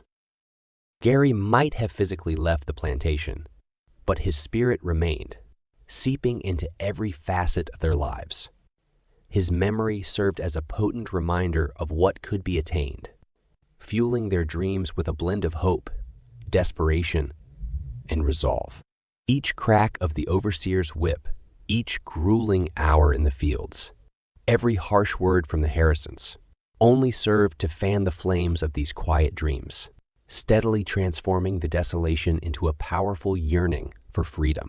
The dawn had yet to break, but John was already awake, his eyes open and staring into the dark void above his bunk. He was a strong man, his body hardened by years of toil under the relentless southern sun. But it was not the physical exhaustion that kept him awake now. It was the torment in his heart. His children, Lila and Samuel, were fast asleep in the corner of their shared cabin, their innocent faces illuminated by the slivers of moonlight, seeping through the cracks in the wall. They were both lighter, skinned than most, with fine features that betrayed an ancestry not entirely African. He'd always treasured his children, their laughter and playfulness lightening his spirits after long hours in the field. But of late, their fair skin and fine features, so distinct from his own, had started to gnaw at him, whispers of doubt creeping into his mind. The seeds of suspicion had been planted, and they festered, fueled by the ever-persistent rumors on the plantation. "Makes you wonder, don't it, John?" Norris had once said, leaning in closer, his voice a hushed whisper. It was a hot afternoon, and they were taking a moment's respite under the shade of a large oak. "Them children of yours, they're almost as light as Master Harrison." John had laughed it off then, but Norris' words had left an indelible mark. The more he observed his children, the more he began to see the disconcerting truth in Norris's insinuation. The similarity in their features with those of the Harrisons was becoming hard to dismiss. "It ain't right," he murmured to himself in the dark cabin, the weight of his doubts a heavy burden on his weary shoulders. A man ought to know his own blood. As the first light of dawn began to filter in through the cracks in the walls, John's gaze shifted to Amy's silhouette, sleeping peacefully beside the children. Amy, his beloved, the heart that beat in unison with his. The same Amy who served day in and day out in the great house, always under the watchful eyes of the Harrisons. A sigh escaped his lips as he rose from the bed, careful not to wake the others. He moved silently, his mind echoing with a turmoil of thoughts. The day was just beginning, and the plantation awaited him, but the weight of his doubts promised to make it a long one. As he stepped out into the brisk dawn air, he glanced back at the cabin, his gaze lingering on the small, sleeping forms of Lila and Samuel. Whatever the truth might be, he knew one thing for certain. They were his children. They were his children, in all the ways that mattered, and he would carry this secret burden for their sake. Norris was a tall man, lean and wiry, his back bent but not broken under the weight of his lot. He was not as robust as John, but there was a wiry strength about him, a tenacity that refused to surrender. His eyes, though usually brimming with quiet resignation, held a spark of defiant spirit that flickered in rare, unguarded moments. "Norris," John greeted, his voice breaking the stillness of the pre-dawn air. The two men stood side by side, their eyes on the dim outline of the plantation against the barely lit horizon. It was a ritual, this quiet communion before the day's toil began, their shared silence speaking volumes. "John," Norris returned the greeting, his gaze not leaving the horizon. The words between them were always few, but the trust ran deep. It was a bond forged in the crucible of shared hardship, strengthened by a kinship that transcended bloodlines. The two men were not related by blood, but they were brothers all the same. Brothers in bondage, linked by the chains that shackled their freedom, but failed to cage their spirits. Norris had been the one who'd taken John under his wing when the latter was but a fresh-faced youth sold to the Harrisons. "Heavy thoughts for such a young day, John," Norris observed, his keen eyes noting the troubled furrows on John's brow. John glanced at his friend, a sigh escaping his lips. "It's about Lila and Samuel," he confessed, the weight of his fears somehow lighter when shared. Norris didn't reply right away. He continued to look at the plantation, the neat rows of cotton fields, and the large manor standing imposingly at the end. He knew what troubled John. He'd seen the same uncertainty in many a man's eyes over the years, the same gnawing doubt that came with the realization that the masters didn't always stop at exploiting their labor. "I'm here for you, brother," Norris finally spoke, his gaze shifting to meet John's. It wasn't a solution, but it was a promise of shared burdens and mutual support, a beacon of hope in their shared despair. In the quiet understanding between them, a stronger resolve took root. As the first rays of the sun began to illuminate the plantation, John and Norris, standing shoulder to shoulder, readied themselves to face another day in bondage. But they were not entirely defeated. Within them, the flicker of defiant spirit continued to burn. In the dead of night, while the plantation slept under a blanket of hushed whispers and subdued dreams, John's resolve stirred awake. His heart beaten but unbroken, danced to the rhythm of freedom that pulsed in his veins. The decision had been made, the path chosen. His heart pounded, not with fear, but with an adrenaline-fueled sense of purpose. The faint echo of freedom was now a thunderous call he could no longer ignore. He pulled out a worn piece of charcoal and began to sketch on a small, hidden piece of cloth. A map, rudimentary but laden with hope. Paths etched in hasty strokes, names of safe houses scribbled in the corners. A plan to guide them towards an uncertain future. A beacon of hope in the darkness that surrounded their lives. John glanced towards Norris, deep in sleep, oblivious to the seismic shift that was about to transform their lives. A pang of guilt washed over him. He had made the decision for them, pushed them towards a path that was fraught with dangers unknown. But he had faith in his ability to carve out a path to freedom for his family, faith in their collective strength to face whatever challenges lay ahead. As dawn crept in, casting a pallid light over the room, John looked down at the map once more. The journey seemed daunting, riddled with obstacles and potential pitfalls. But there was a pull, a gravitational force tugging at his heart. The yearning for freedom, for a life unshackled from the chains of bondage, was too powerful to resist. Norris stirred awake, his eyes squinting in the early morning light. John, without a word, slid the map towards Norris. He watched as realization dawned in Norris's eyes, his features a mixture of fear and excitement. John, are you serious?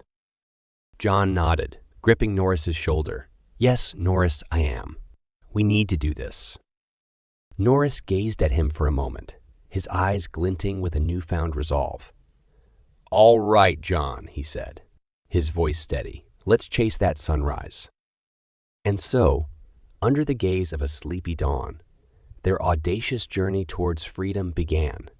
As the first rays of sunlight breached the horizon, bathing the plantation in a golden glow, John felt an overwhelming sense of hope. They were no longer mere slaves, shackled to the whims of their masters. They were men, free men in their hearts, chasing a dream as vast and profound as the endless sky. The following nights passed in a blur, a precarious dance between hope and despair.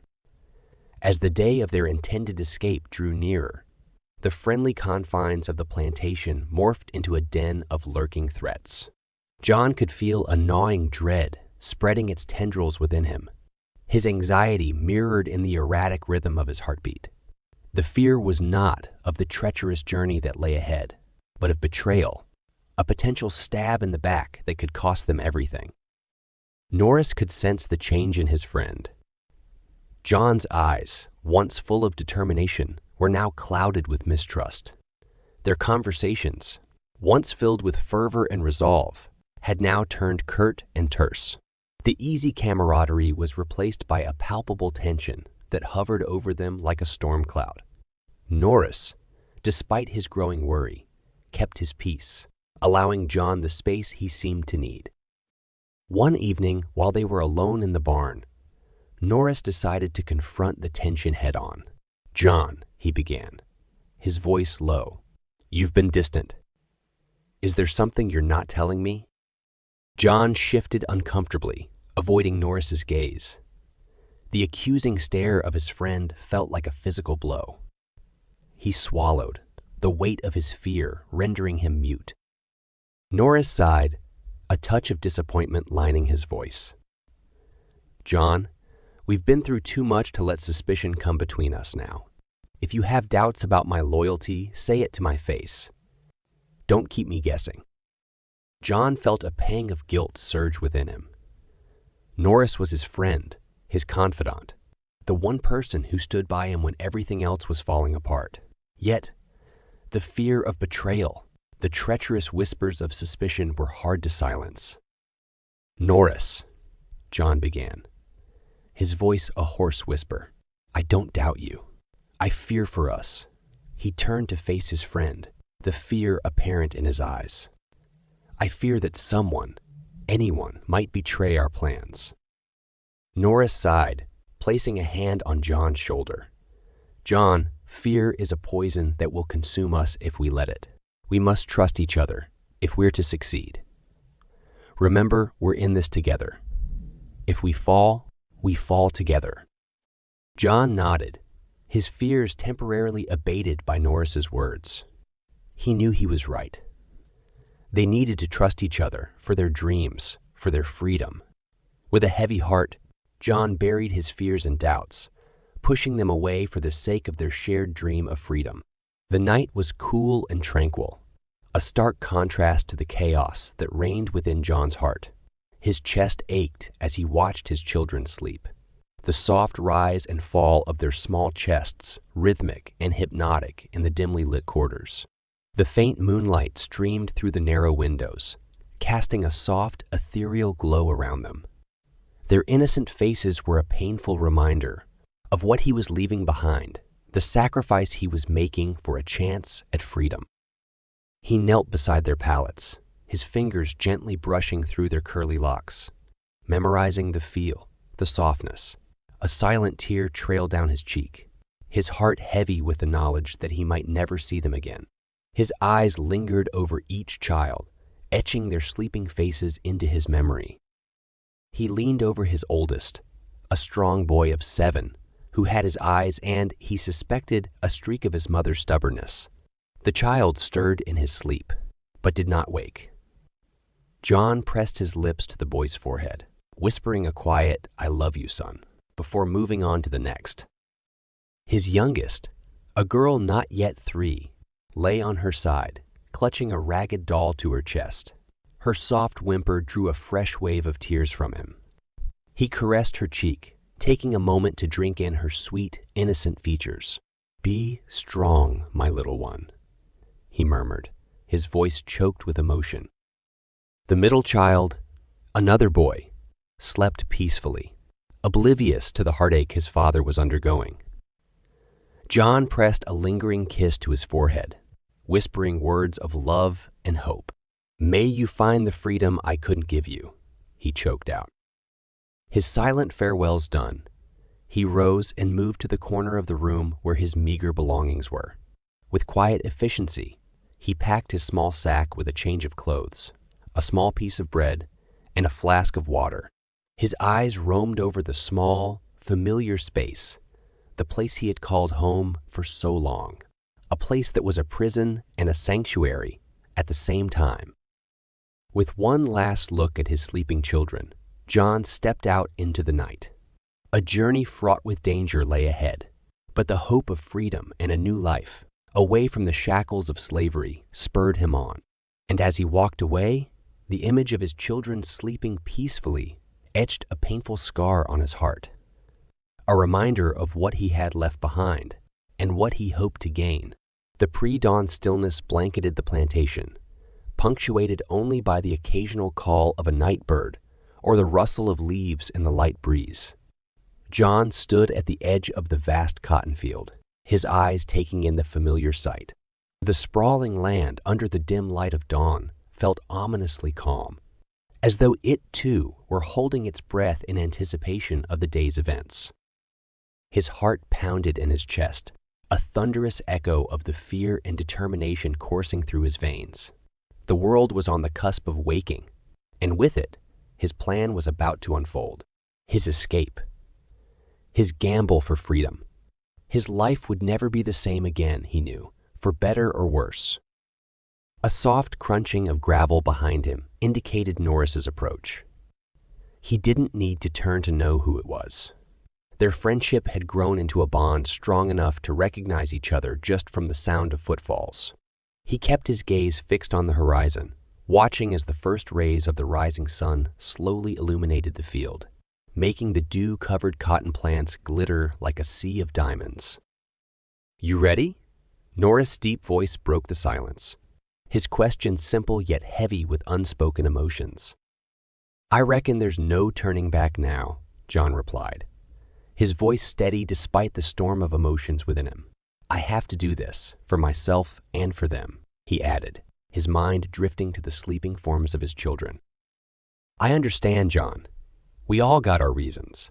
Just know, I got your back," Norris said, clapping a firm hand on John's shoulder. John turned to face Norris, meeting his gaze with an intensity that surprised even him. "I know you do, Norris. And I got yours. We're in this together." Their mutual understanding hung in the air, a testament to their friendship and shared determination. There was no room for doubt, no space for second thoughts. They were on the precipice of a life-altering decision, the echoes of which would reverberate through the rest of their lives. As the first sliver of the sun peeked over the horizon, bathing the plantation in a soft golden light, the day of their escape had dawned. The world had awoken, and with it, John's resolve had solidified.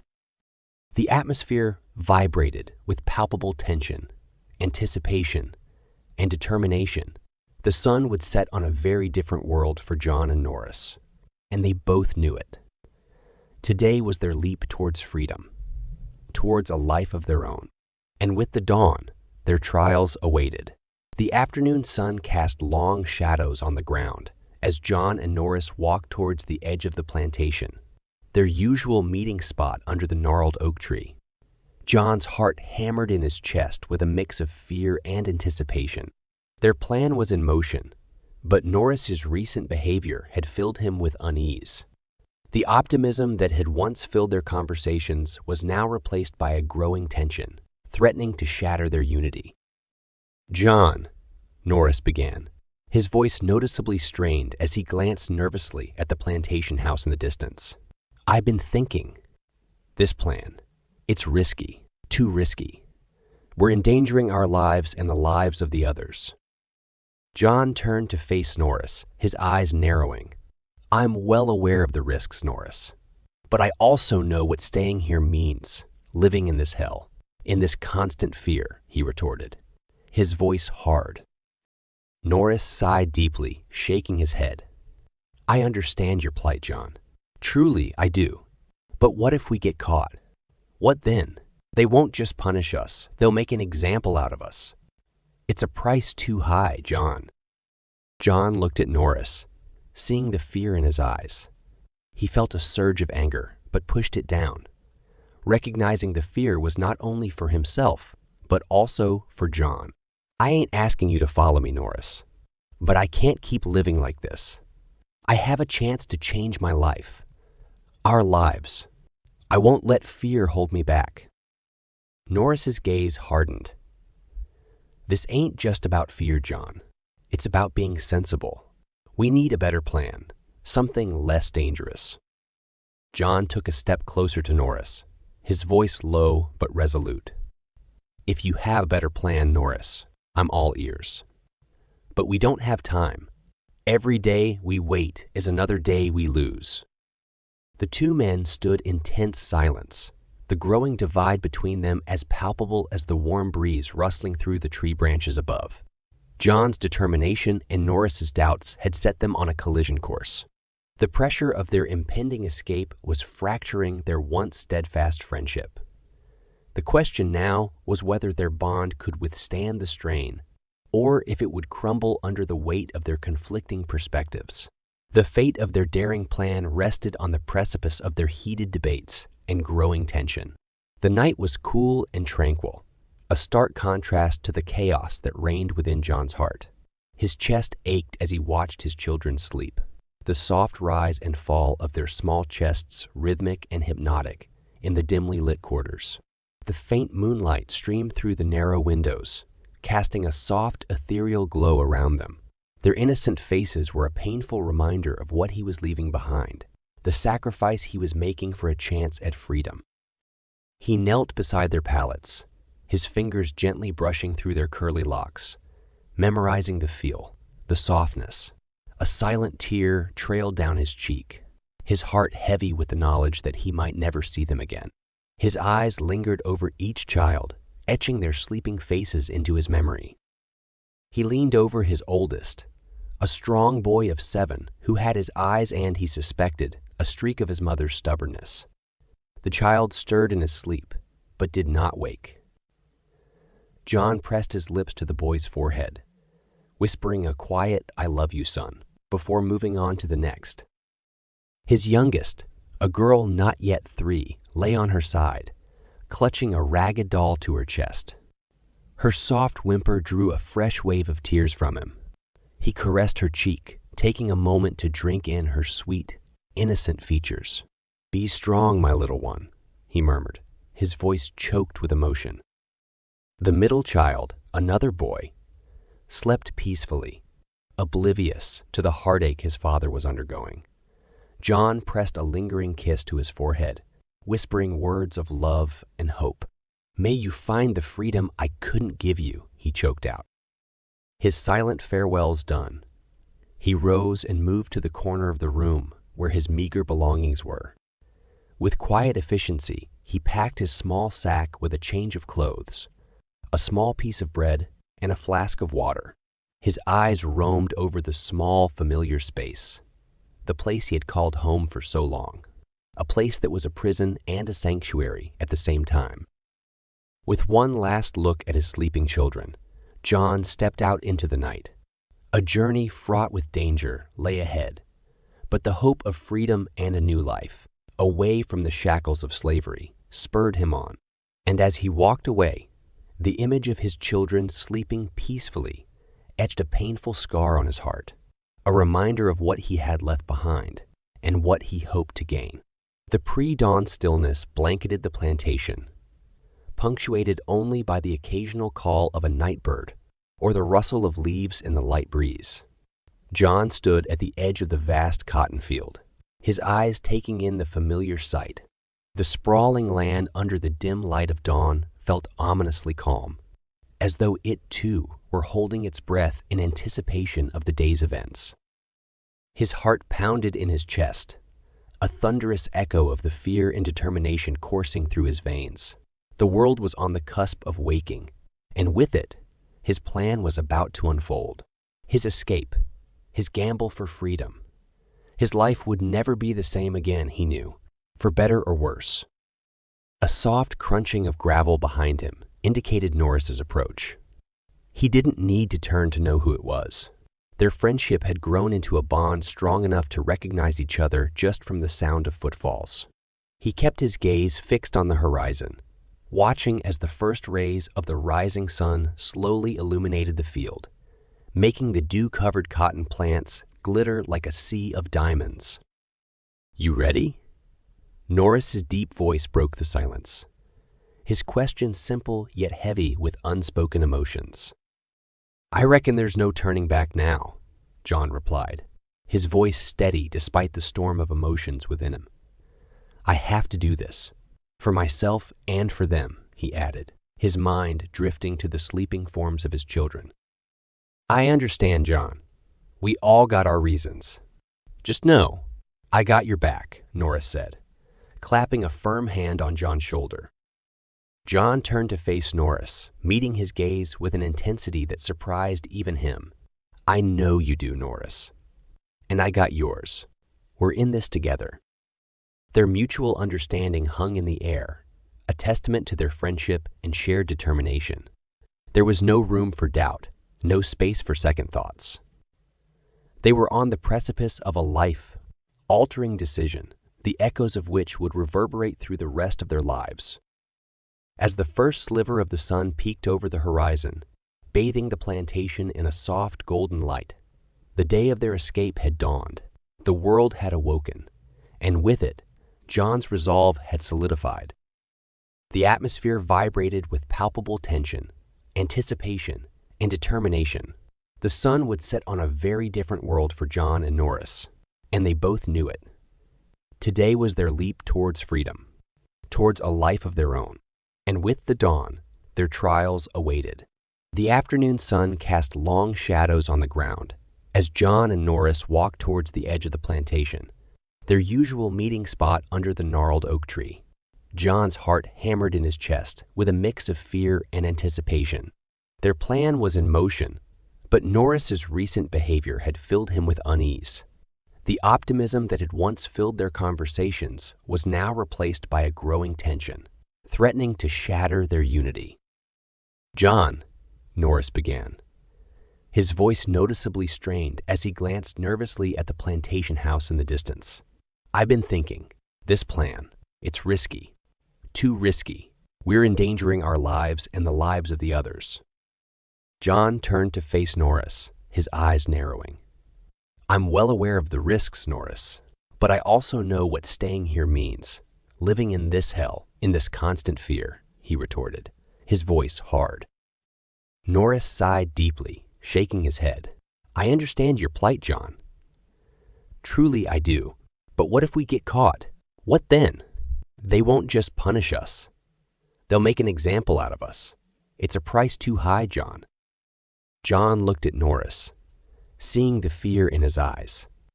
He felt a surge of anger, but pushed it down, recognizing the fear was not only for himself, but also for John. "I ain't asking you to follow me, Norris. But I can't keep living like this. I have a chance to change my life, our lives. I won't let fear hold me back. Norris's gaze hardened. This ain't just about fear, John. It's about being sensible. We need a better plan, something less dangerous. John took a step closer to Norris, his voice low but resolute. If you have a better plan, Norris, I'm all ears. But we don't have time. Every day we wait is another day we lose. The two men stood in tense silence, the growing divide between them as palpable as the warm breeze rustling through the tree branches above. John's determination and Norris's doubts had set them on a collision course. The pressure of their impending escape was fracturing their once steadfast friendship. The question now was whether their bond could withstand the strain, or if it would crumble under the weight of their conflicting perspectives. The fate of their daring plan rested on the precipice of their heated debates and growing tension. Underneath the oak tree, tension hung heavy between John and Norris. The late afternoon sun cast a warm hue on Norris's worn face as he challenged the cornerstone of John's plan, the Underground Railroad. John, you place so much faith in these tales of the Underground Railroad. You believe they'll guide us to freedom, but it's just whispers and rumors. There's no guarantee it even exists, Norris exclaimed, frustration lacing his voice. John felt a pang of disappointment, but he didn't let it show. He needed to convince Norris, not only for their plan's sake, but for the sake of their friendship. You've heard the same stories I have, Norris. Slaves making it north, finding freedom. They ain't just stories. They're beacons of hope, guiding us through the darkness. Norris's brow furrowed in deep thought, his gaze dropping to his hands. Hope won't shield us from the whips or the dogs, John. It won't fill our bellies on the journey or warm us in the cold nights. A silence fell between them, only the rustling leaves and distant sounds of the plantation filling the air. John looked at Norris, seeing not just his friend, but a reflection of the fear and uncertainty that gripped every slave on the plantation. We can't let fear stop us, Norris. Yes, the journey is treacherous, and yes, we might fail. But I would rather die trying than live another day in chains, John finally replied, his voice full of conviction. Isn't the promise of freedom worth the risk? Norris's gaze met John's, and for a moment the world seemed to stop. The intensity of their debate reflected not just their personal struggle, but the struggle of all those who dared to dream of freedom. The promise of freedom is tempting, John. But the price of failure is too high, Norris replied, his voice quiet but firm. As the sun began to set, casting long shadows across the plantation, the divide between John and Norris grew. Their shared reality was crumbling under the weight of their differing beliefs about freedom and the Underground Railroad. Their bond was stretched thin, their future uncertain. As the shadows of the towering oaks lengthened, the disagreement between John and Norris spiraled from mere words into something more violent, an explosion of pent-up frustration, fear, and disagreement that would test their friendship to its breaking point. The plantation lay quiet in the late afternoon, the air heavy with the earthy scent of the soil and the distant hum of insects. The two men stood under the old oak tree, their harsh whispers growing louder, their conversation turning from an intellectual debate into a heated argument. And what if we are caught, John? Have you thought about that? Or are you too blinded by your dreams of freedom? Norris spat, his voice trembling with anger. He'd been carrying these frustrations for too long, silently stewing as he watched John plan their escape. John's face hardened, a rare display of anger coloring his usually calm features. I have thought about it every day and every night, but I'd rather risk being caught than accept a life of servitude, he retorted, the veiled accusation stinging. Suddenly, Norris lunged at John, propelled by a surge of anger. Taken by surprise, John stumbled backward, trying to regain his balance. Their bodies collided, a tangle of limbs, as they grappled under the ancient tree. The bitter taste of betrayal fueled their fight, the strain of their planned escape fracturing the trust that had held them together. John grappled with Norris, feeling his friend's breath hot against his cheek, their grunts and panting the only sound in the quiet plantation. "You're being selfish, John. You're willing to risk everything on a whisper, a fantasy," Norris yelled, pushing John away with all his strength. "And you, Norris, you're a coward. You'd rather live in chains than fight for your freedom," John retorted, the accusation hanging heavy in the air. Their fight escalated, a blur of rage and betrayal. It was a physical manifestation of their internal strife, the clash of their beliefs about the Underground Railroad, about freedom, about their shared future. Finally, they collapsed onto the ground, panting and exhausted. Their fight had drawn no blood but left them both emotionally bruised. The silence that hung between them was as palpable as their conflict. Their shared dreams of escape shattered into fragments of doubt and disagreement. Their friendship had been pushed to its limits, the strain of their plan bearing down heavily on their bond. As they lay there under the oak tree, the rift between them seemed as wide as the journey to freedom they had planned. It was a rift that might never be bridged, a testament to the price of their desperate hope for freedom. The air beneath the old oak tree became electrified with tension, charged with the intensity of the struggle unfolding.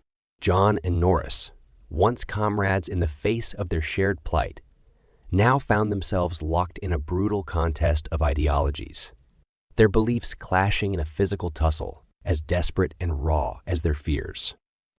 The fight was more than just a release of pent-up tension. It was a tangible manifestation of their contrasting perspectives. Every blow was a word left unsaid, every grunt a rebuttal to the other's arguments. "Your faith in the Underground Railroad is a pipe dream, John," Norris gasped as he tried to pin John down, his eyes burning with fear and desperation. "It's a fantasy concocted by desperate minds."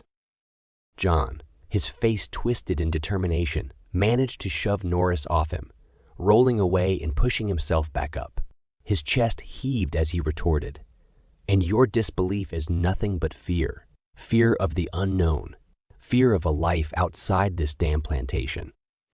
The insults thrown were sharp and cutting, each word echoing the tension that had been simmering beneath the surface of their friendship. As they circled each other warily, their bodies covered in sweat and dirt, it became apparent that the battle was about more than just their conflicting beliefs about the Underground Railroad. It was about the essence of freedom itself. In the heat of the moment, their fears were laid bare, their inner thoughts given voice.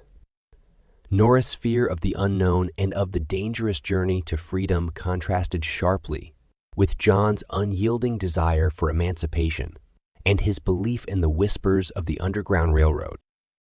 As the twilight crept in, casting long shadows around them, their fight reached a fever pitch. The air filled with grunts and harsh breathing, their bodies moving with a desperation that only the oppressed could understand.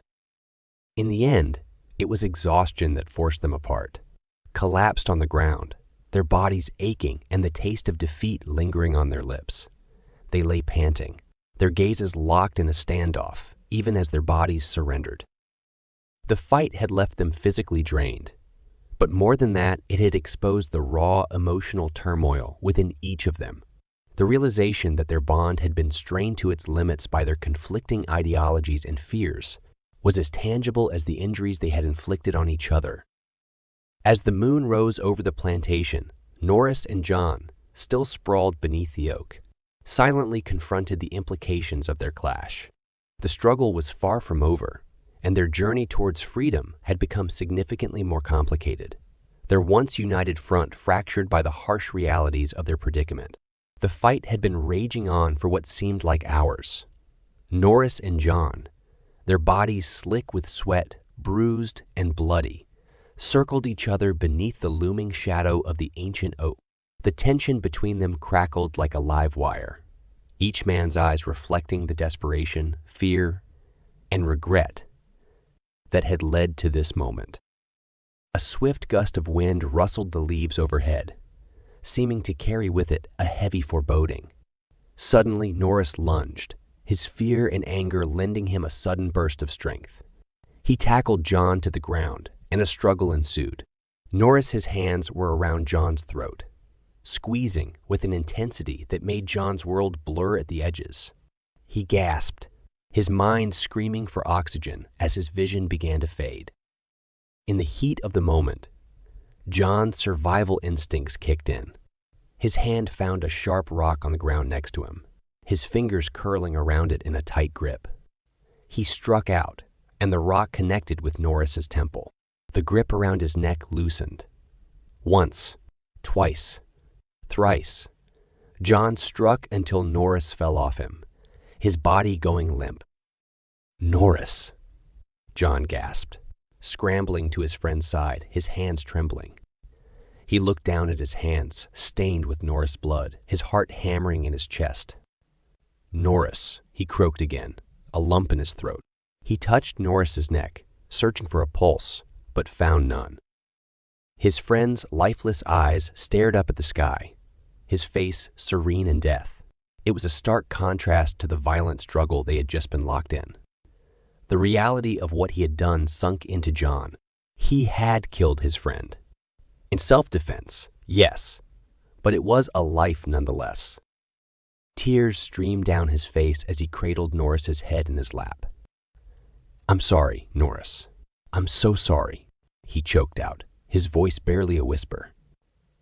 The weight of his actions bore down on him, a tangible pain that felt like it was crushing him. The wind seemed to howl in mournful solidarity, rustling the leaves of the oak above them. The moon shone down on them, casting a pale glow on the tragic scene. John was alone now, with only the harsh realities of his actions and the echoing silence of the night for company. His dreams of freedom had led to this. The end of a friendship, a life extinguished, and a sense of guilt that would forever haunt him. "I'll make it count, Norris," John whispered, his voice filled with resolve. "I'll find freedom. For both of us." And as the weight of his decision settled heavily on his shoulders, the moonlight served as a stark reminder of the tragic turn his journey had taken.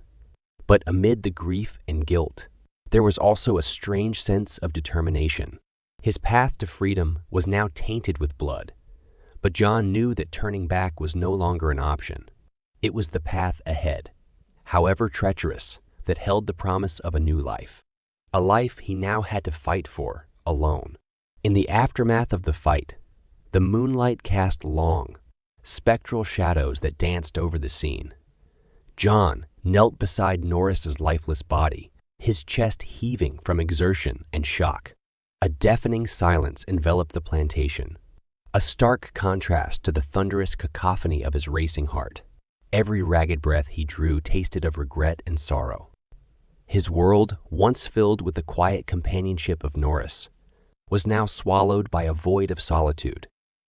Tears streamed down his face, falling onto the cold earth, mixing with Norris's blood.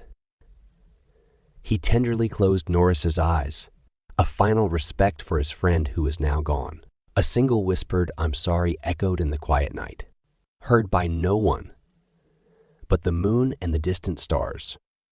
John looked at his hands, stained a deep crimson. The same hands that had built cabins, tilled fields, cradled children, had now taken a life. A shudder of horror ran down his spine. He scrubbed them on the grass, but no matter how much he tried, the blood would not wash away. Not just from his hands, but from his conscience too. His gaze wandered over to the big house. The Harrisons would soon discover his absence, and worse, they would discover Norris. Panic gripped him. He had never intended for any of this to happen. His dreams of freedom seemed so distant now, overshadowed by the immediate threat of being caught. The reality of his predicament was setting in. He was a fugitive now, a slave on the run, a friend, killer. The labels tasted sour in his mouth. He stared at Norris one last time, a pang of grief hitting him hard. He had to leave. He knew that. But leaving Norris there felt like a betrayal. He took off his own worn shirt and draped it over Norris' face, a feeble attempt to provide some dignity in death. "Goodbye, brother," he murmured, his voice barely above a whisper. "May your journey be lighter than ours ever was here." The desolation of the moment wrapped itself around John, a chilling reminder of the path that lay ahead. Every step he would take towards freedom would be a step shadowed by Norris' absence. His decision weighed heavily on him. Freedom at such a cost felt like a hollow victory. The wind whistled through the trees, ruffling his hair as he stood up. He looked at the plantation one last time, the place that had been a prison, a home, a purgatory. Then, with a deep breath, he turned and walked away. The moonlight casting a long, solitary shadow behind him. The journey to freedom had truly begun. Alone, in the pre-dawn darkness, John moved swiftly, almost spectral, as he traversed the expansive plantation. Each step was both an excruciating reminder of what he had done and a desperate plea for the freedom that lay somewhere in the distance. His mind was a whirlwind of thoughts, fears, and plans. The ticking time bomb that was Norris' body lying in the field fueled his urgency. His heart pounded in his chest, the rhythm a relentless reminder of his newfound status as a fugitive. His own plantation, his prison, was now a labyrinth he needed to escape from. The familiar cabins he once found comfort in now seemed like traps ready to ensnare him. He could see the faint glow of the big house on the hill, an ominous beacon that promised punishment and pain. John could almost hear the shrill ring of the alarm bell that would sound once they discovered Norris's body. He slipped into the barn, its dark and musty interior a temporary refuge. He quickly gathered the essentials he had squirreled away in anticipation of this day. A small pouch of food, a flask of water, a rusty but sharp knife. Each item felt heavier with the magnitude of the journey they symbolized. John paused for a moment, his eyes falling on the old wooden carving Norris had once made. It was a crudely carved sparrow, a symbol of the freedom they both yearned for.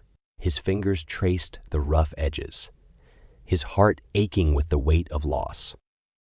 "Should have listened to Norris," he whispered into the echoing silence of the barn. "I was blinded by the dream of freedom. Didn't see the nightmare it could become." He pocketed the carving, a memento of a friendship lost, and a reminder of the dangers of his journey. He moved towards the back of the barn, heading for the secret exit they had prepared for their escape. Just as he was about to leave, a soft whimper stopped him in his tracks. There, crouched behind a hay bale, was little Hannah, the plantation owner's daughter, her blue eyes wide with fear. "John," she stuttered, her voice trembling. "Where are you going?" John froze. His mind raced to form a lie, a story that would keep her quiet. But instead, he knelt down to her level, placing a reassuring hand on her tiny shoulder. "I'm going on a journey, little one," he said, his voice soft. Hannah nodded, her eyes filling with tears. "You'll come back, won't you, John?" she asked, her small hand gripping his tightly. John hesitated, then gently disentangled his hand from hers. "I hope to, Hannah. I truly do."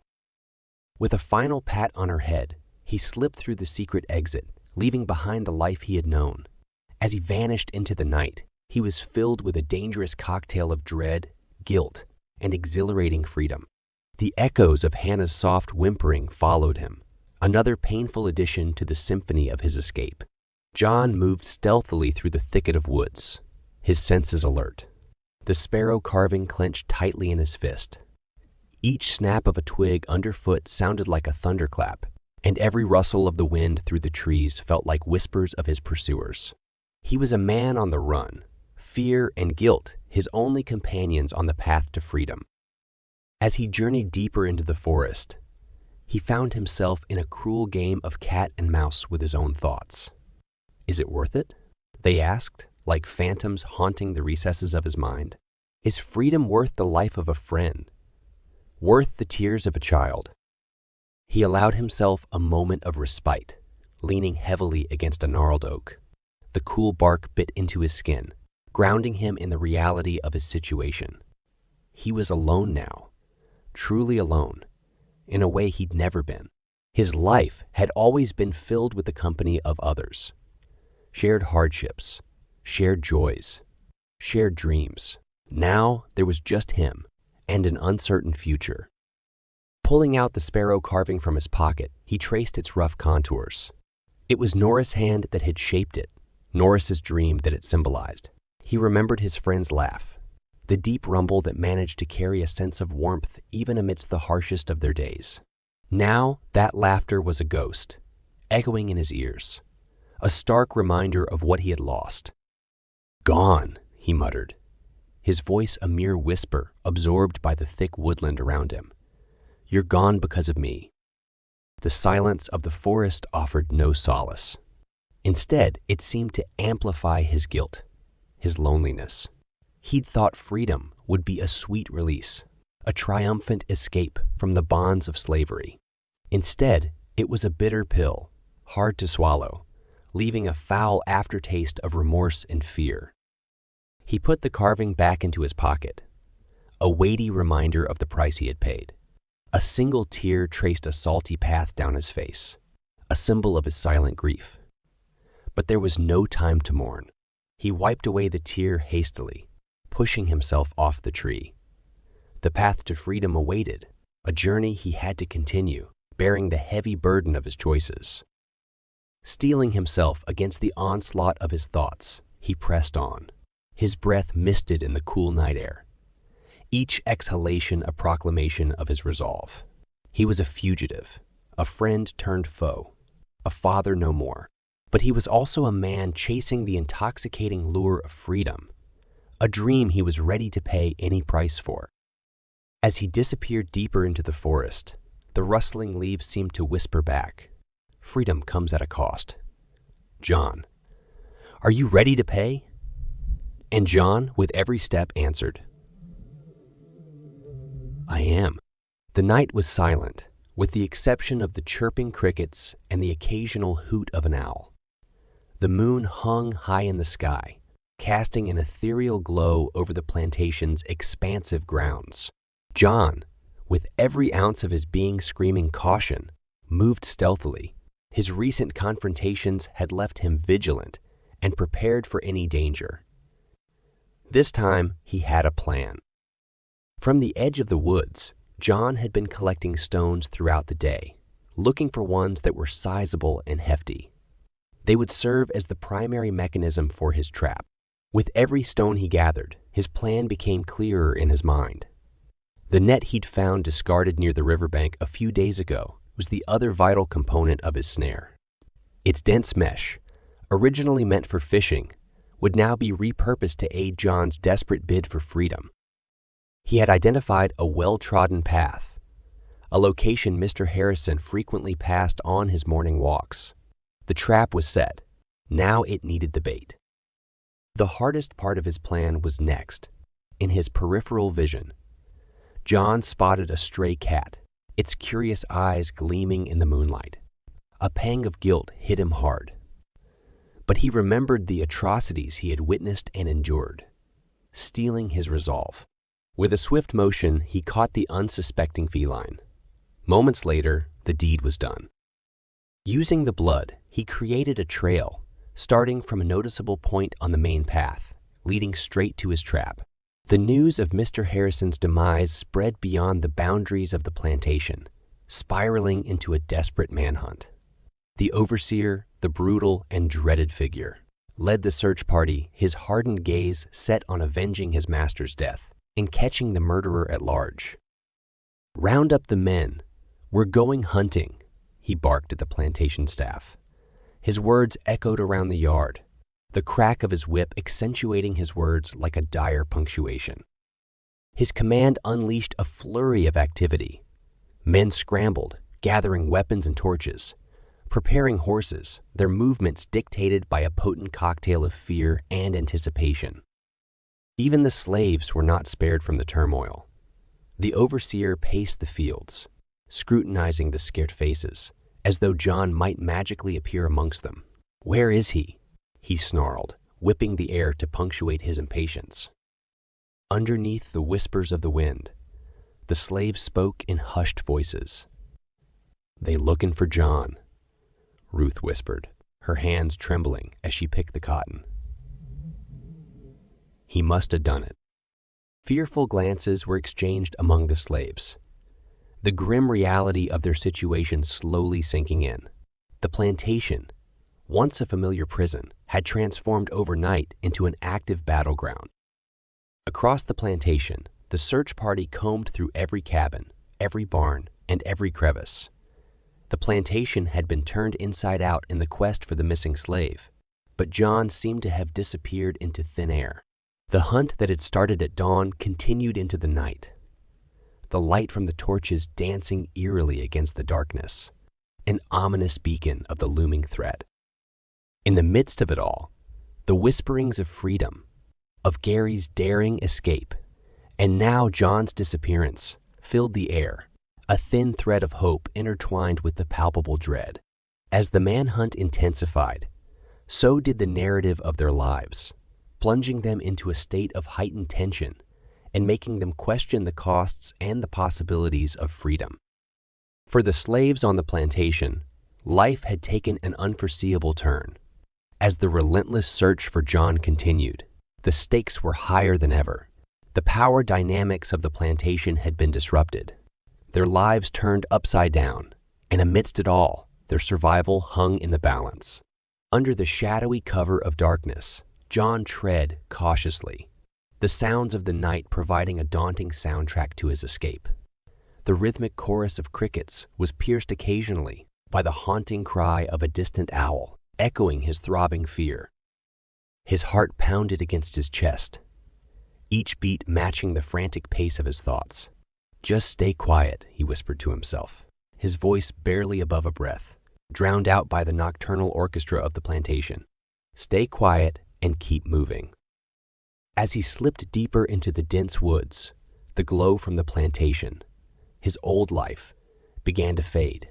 Soon, it was swallowed by the inky blackness of the night. He was alone now, completely and utterly alone. His mind whirred, replaying the events of the past few days, the heated arguments with Norris, the violent struggle, and the chilling finality of his friend's lifeless form. All that chaos now replaced by an eerie silence and the chilling hollowness of guilt. He stopped, momentarily, leaning against a gnarled tree. He sucked in a ragged breath, his mind lingering on the image of his children's faces, their bright eyes full of innocence and yet etched with the harsh lines of their birthright.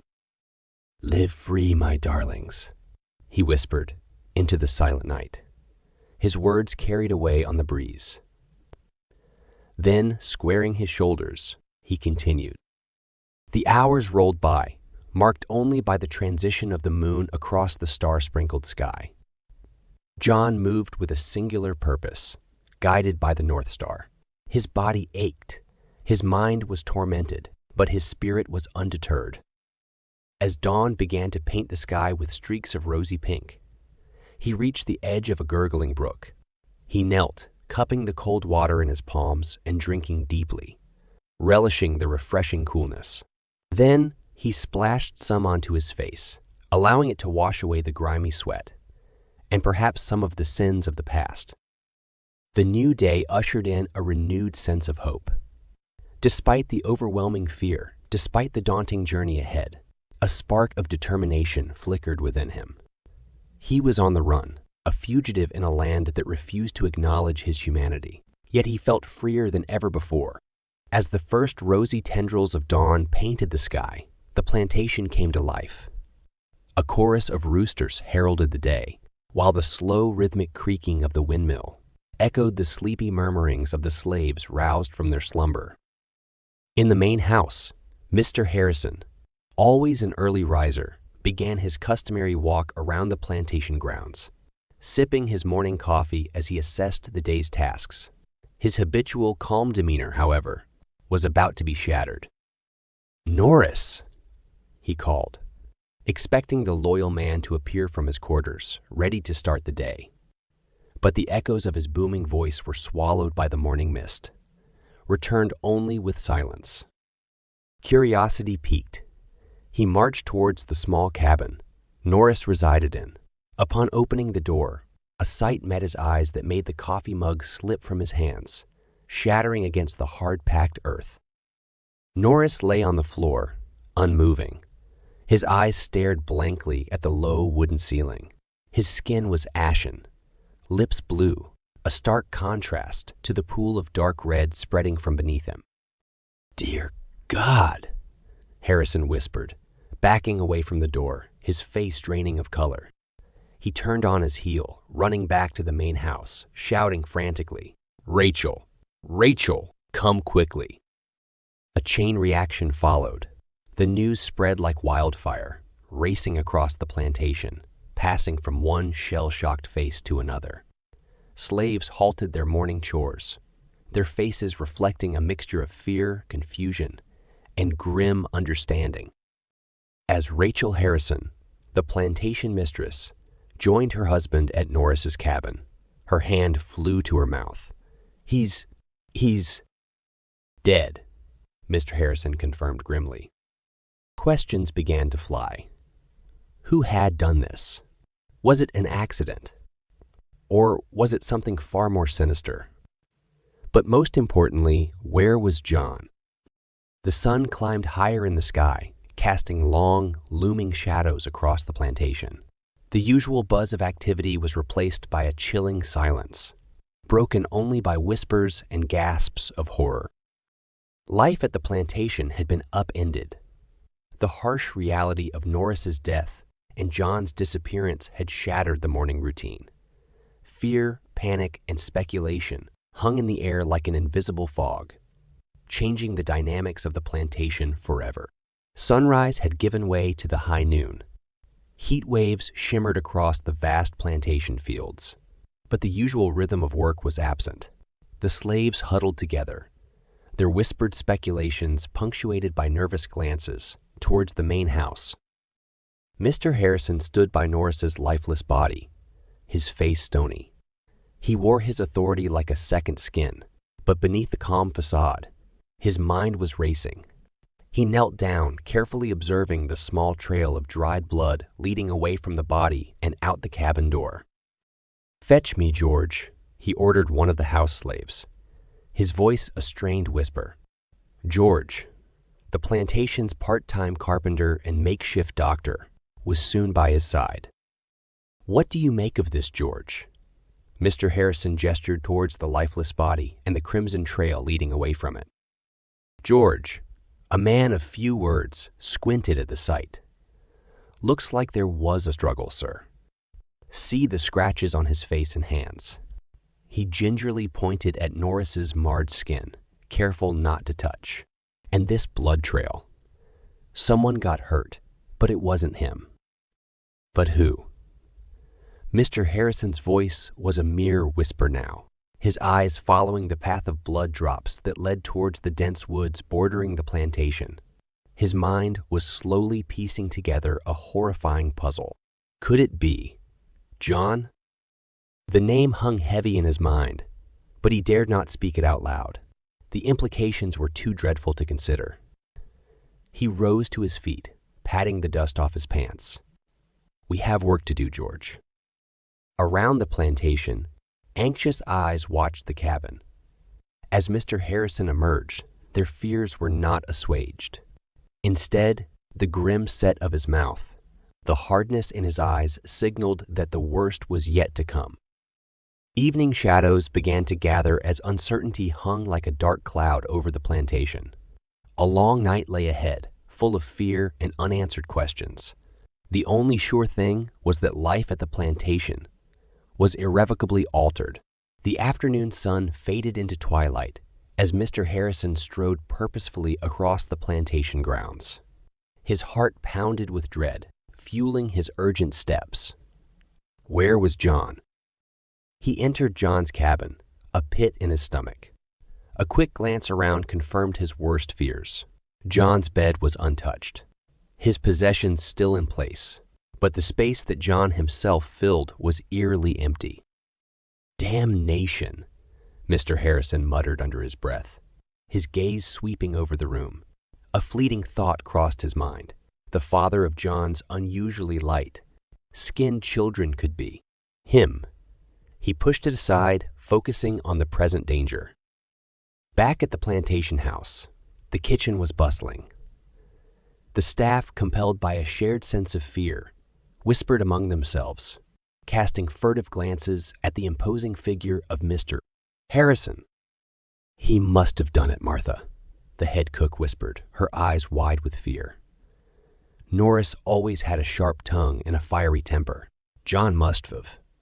She left the sentence hanging, her meaning clear. "I heard Mr. Harrison found a blood trail leading to the woods, Henry." The stable boy piped in. "They say it's John's." "Oh, Lord help us," Martha crossed herself. "That poor boy." Across the plantation, the slaves huddled together in the dying light. They traded stories, speculations, and fears in hushed tones. The name, John, was on every tongue, whispered with a mixture of awe, fear, and regret. The unspoken question hung heavy in the air. Had John dared to defend himself, to fight back, to kill?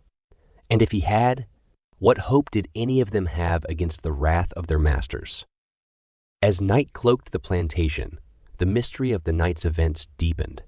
Mr. Harrison, filled with a terrible sense of foreboding, was left to confront the very real possibility that John was not only missing but potentially responsible for the death of Norris.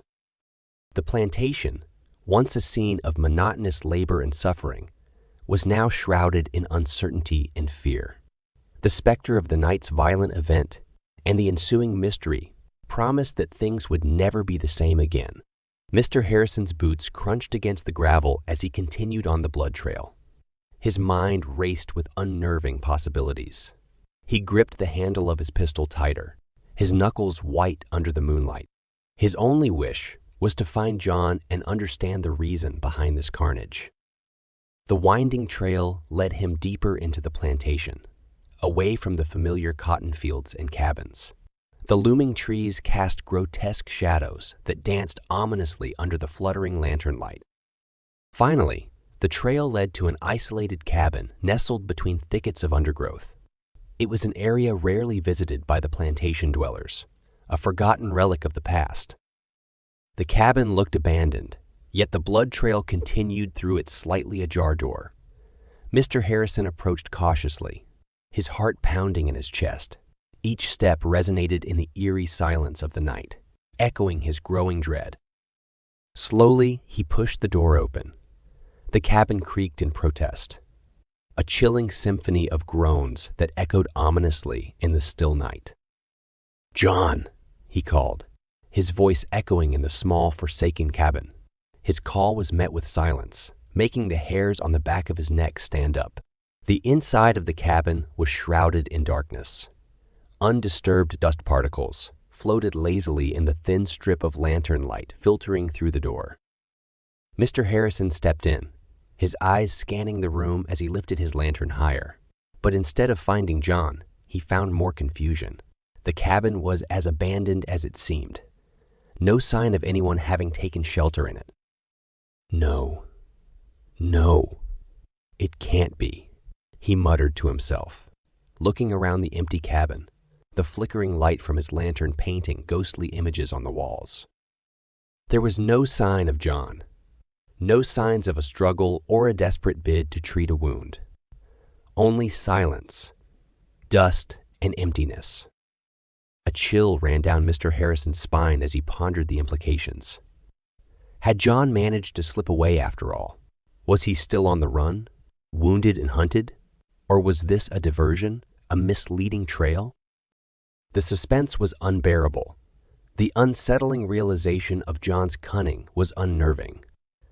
For the first time, Mr. Harrison felt the tables had turned. He was no longer the hunter, but the prey in a game he didn't understand. The hunt was just beginning. Mr. Harrison lingered in the emptiness of the cabin, his mind racing to catch up with the reality of the situation. He was caught in a trap of uncertainty and fear. The eerie silence of the cabin was shattered only by the relentless pounding of his own heart. His instincts told him to retreat, yet pride and duty compelled him to linger. There was something unsettlingly off about this cabin, but he couldn't put his finger on it.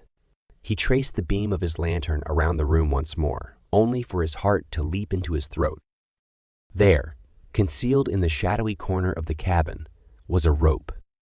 One end was tied to the door he'd walked through, and the other disappeared into the darkness of the loft above.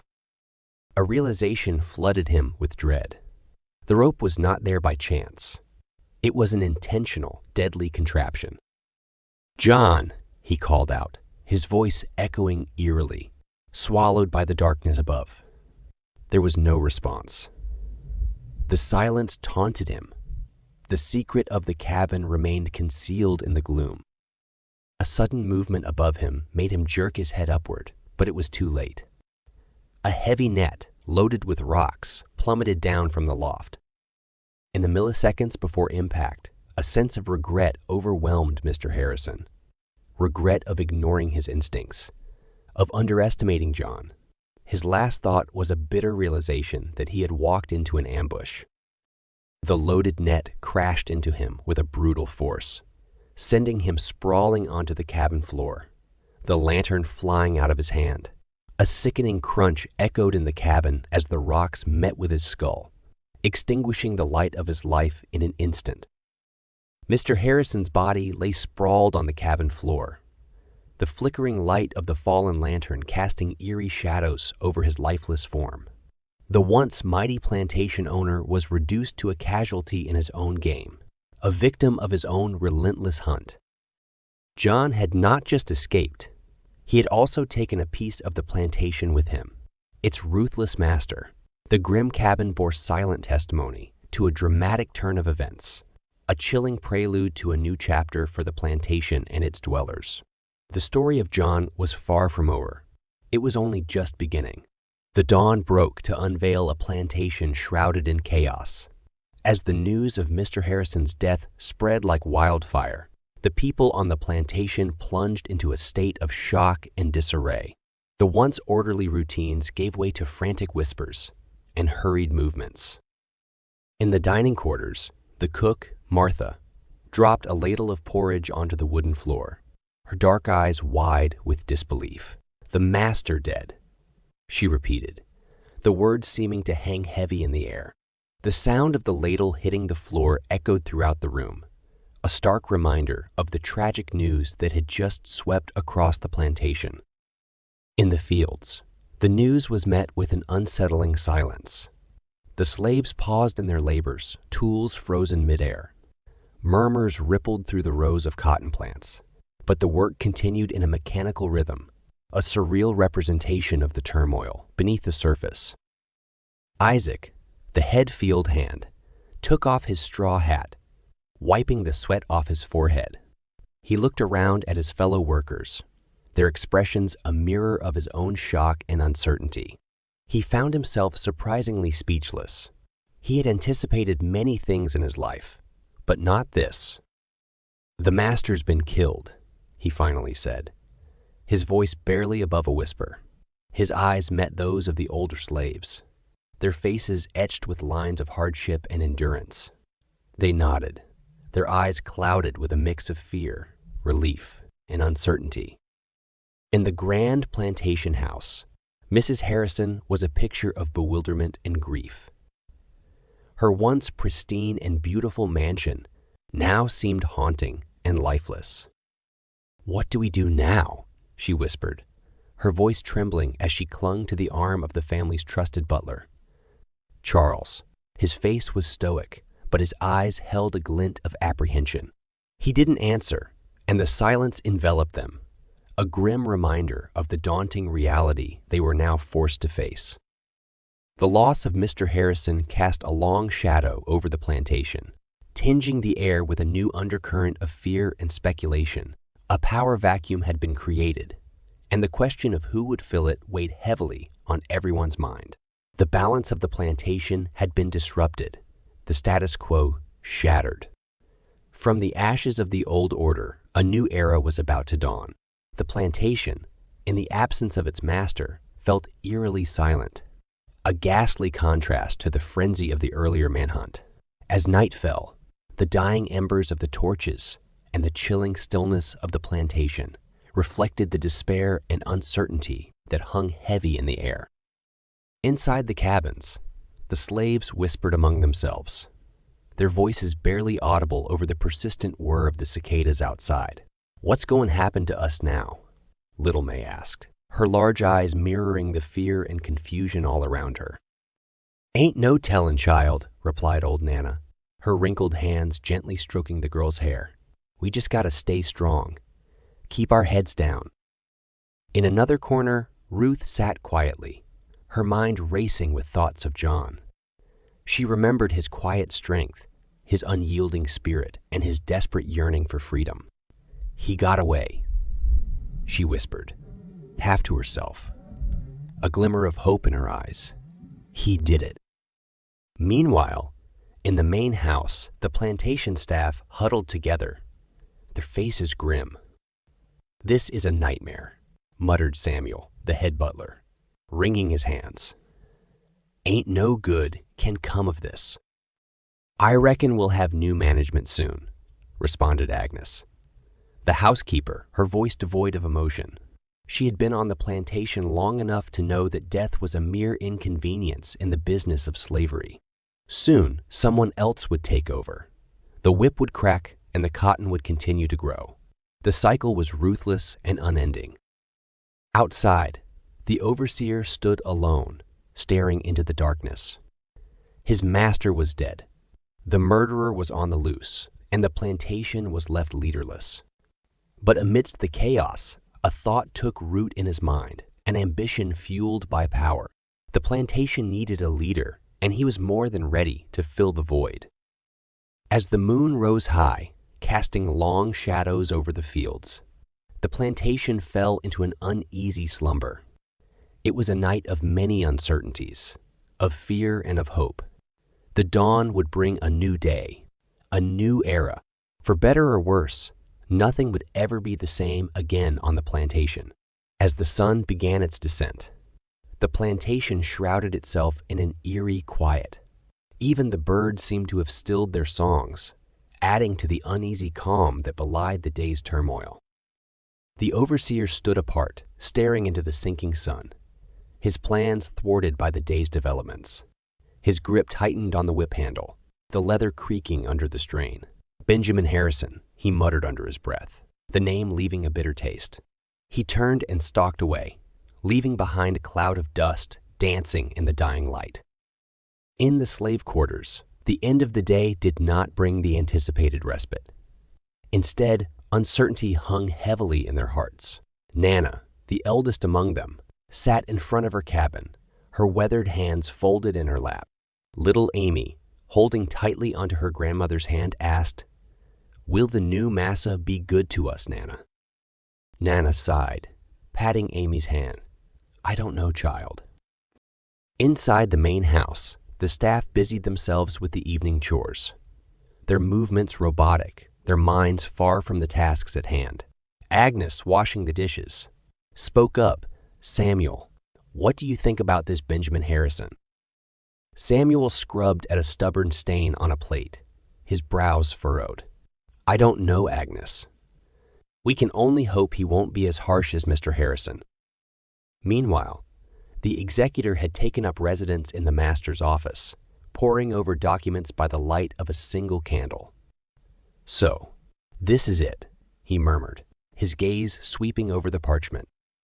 As darkness draped itself over the plantation, the flickering candlelight from the cabins and the main house cast long shadows, adding to the spectral feel of the place. The events of the day left a tangible imprint, the scar of change evident in the hushed whispers and furtive glances. The sun dipped below the horizon, marking the end of a day that would forever be etched in their minds. As the last rays of the sun disappeared, so did the remnants of their previous lives. A new era had dawned on the plantation, and with the dying light, the last vestiges of the old order were extinguished. John's heart pounded in his chest like a relentless drum as he plunged into the undergrowth. The shadowy night a cloak around him. His breath came out in ragged gasps, the crisp air burning his lungs. Behind him, he could hear the distant murmurs of the plantation, the echoes of the life he had left behind, but there was no turning back.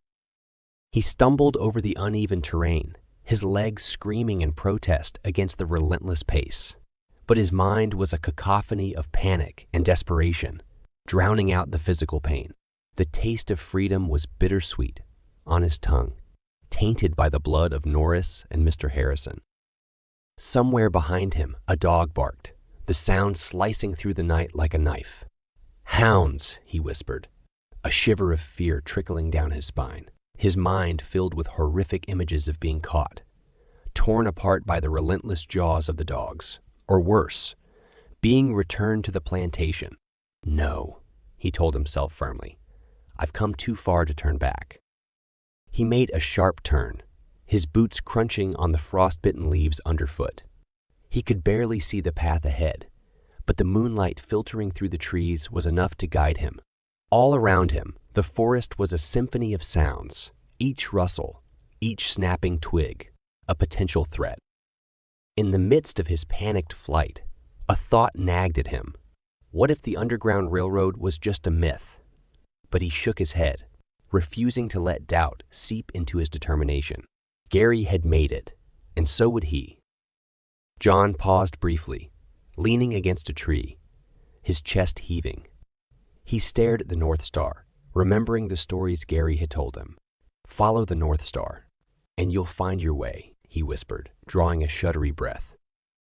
The distant howls of the hounds reached his ears, a reminder that his time was running out.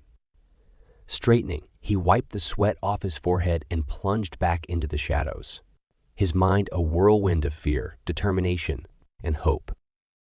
Picture John disappearing into the night, a phantom swallowed by the vast darkness, leaving behind the only world he had ever known. His flight marked the beginning of a grueling journey, fraught with danger at every step and uncertainty lingering like a shadow. Yet, within the heart of this desperate man, a spark of indomitable hope persisted, refusing to be snuffed out. For in his mind, each step taken was a step closer to freedom. In the heart of the wilderness, John's frantic escape was abruptly interrupted by the flickering glow of a campfire, its light casting dancing shadows onto the face of a stranger. The man, tall and weather-beaten, was stirring a pot over the fire. His eyes were soft, his hands calloused, and a powerful aura of calm surrounded him. John froze in his tracks, his heart pounding like a wild drum against his ribcage. "Who are you?" he demanded, his voice barely above a whisper. The stranger glanced up, his gaze steady. "Name's James," he said, extending a hand towards John, James Freeman. John hesitated, uncertainty gnawing at him. He had been a slave all his life. Trust was a luxury he could not afford. Yet the stranger's presence was oddly reassuring. "You're running, aren't you?" James asked, his gaze unwavering. There was a hint of understanding in his tone, a depth of empathy that could only come from personal experience. His words weren't a question. They were a statement of fact. John nodded, his throat tight. "Yes," he admitted, his voice hoarse.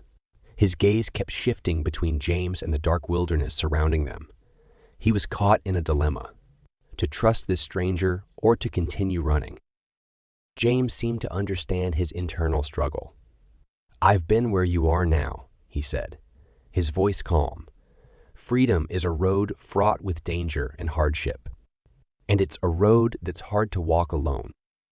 "But why should I trust you?" John demanded, his voice sharp. Yet his stance betrayed his vulnerability.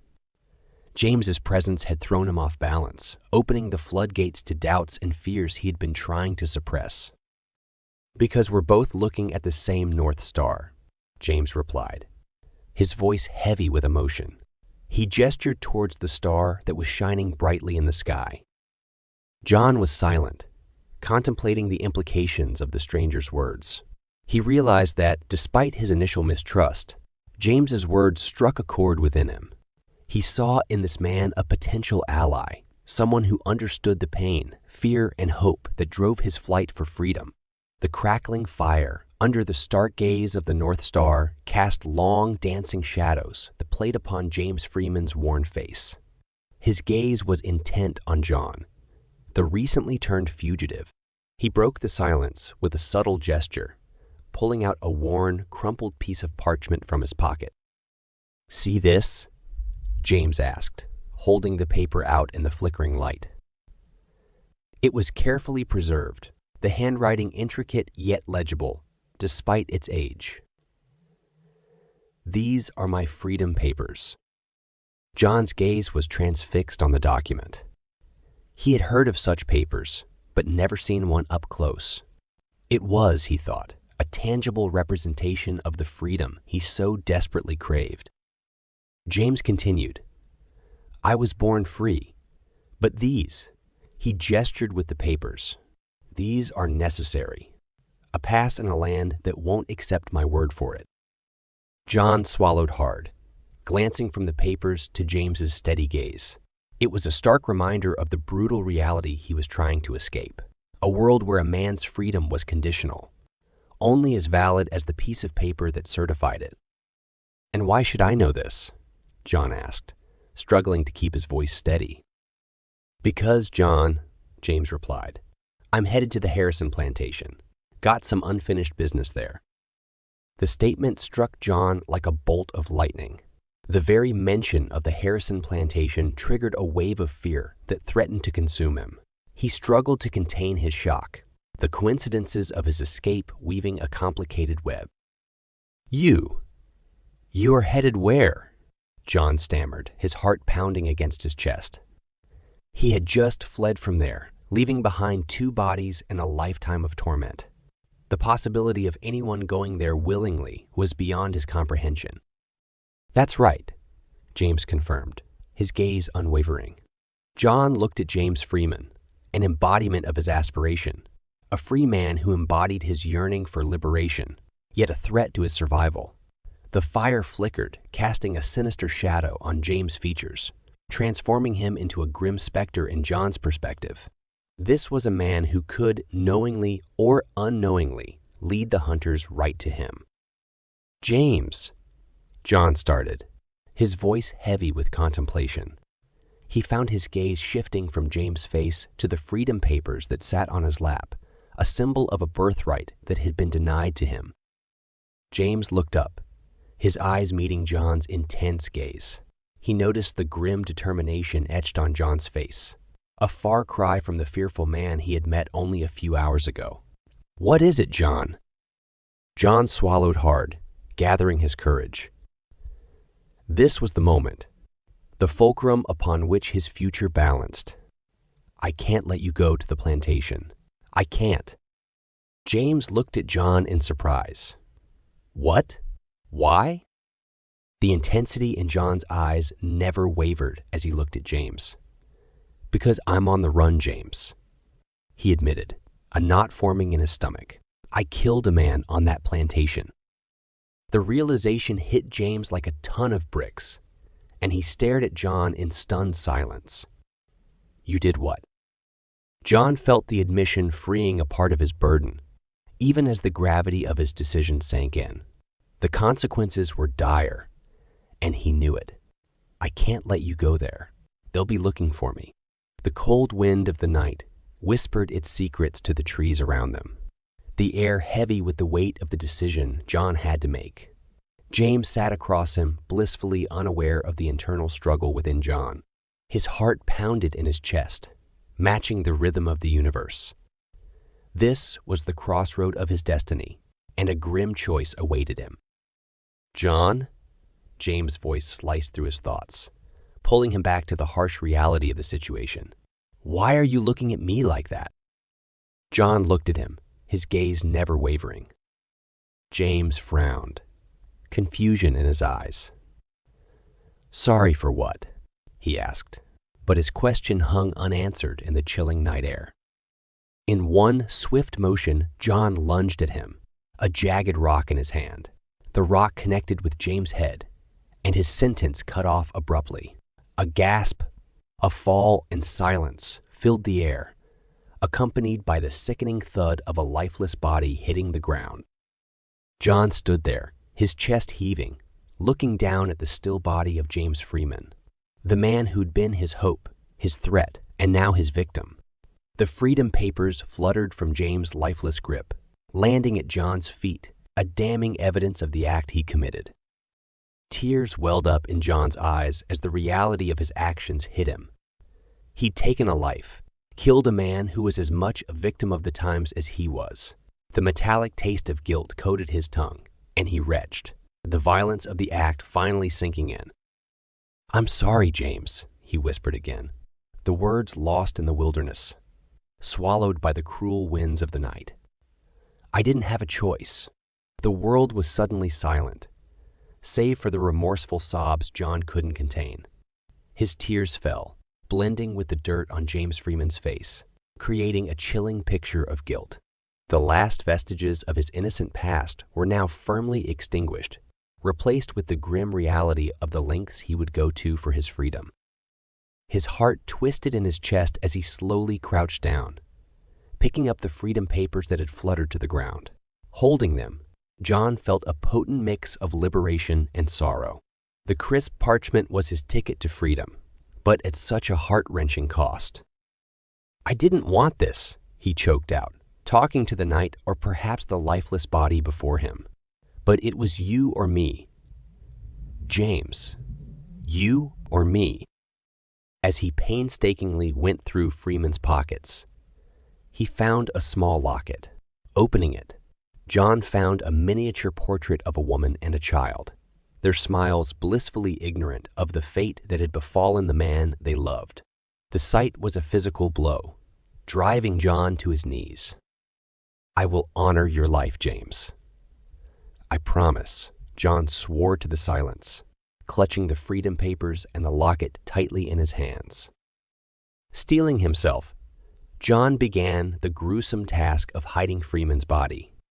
He had to move quickly, for the dawn was fast approaching. He covered the body with leaves and earth, whispering apologies and prayers. Once finished, he stood there for a moment, a silent vigil for the man he had killed, before turning away, his heart heavy with regret. John stepped into James Freeman's shoes, wearing the identity of a free man. But with each step, he felt the shackles of guilt tighten around him. His freedom was now irrevocably tied to Freeman's identity, a constant reminder of the dark deed he had committed. The chapter ends with this poignant realization, setting an ominous tone for the trials to come. In the dim light of dawn, John studied his reflection in the calm waters of a creek. His face was the same. The eyes that stared back at him were his own. But the man they belonged to was gone. In his place was James Freeman, a free black man. A part of John wondered if he would ever see his own reflection again. But he swiftly pushed that thought away. He had a role to play. John waded into the cool water, the creek cleansing away the dirt and blood of his past, the remnants of his old life. He scrubbed his skin until it was raw, washing away John and emerging as James. The freedom papers were safe, wrapped in a piece of cloth and kept on the bank. They were his lifeline now, more precious than anything else he had owned. As he dressed himself in Freeman's clothes, he noted the differences. They were not as worn, a better quality. He glanced at his reflection again. With the change of clothes, he saw the illusion start to take shape. He was no longer a runaway slave. He was a free man. In the quiet solitude of the morning, John started to rehearse.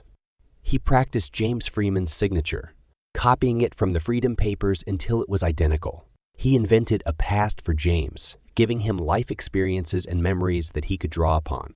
He became familiar with the way James talked, the places he had visited, and the family he had left behind.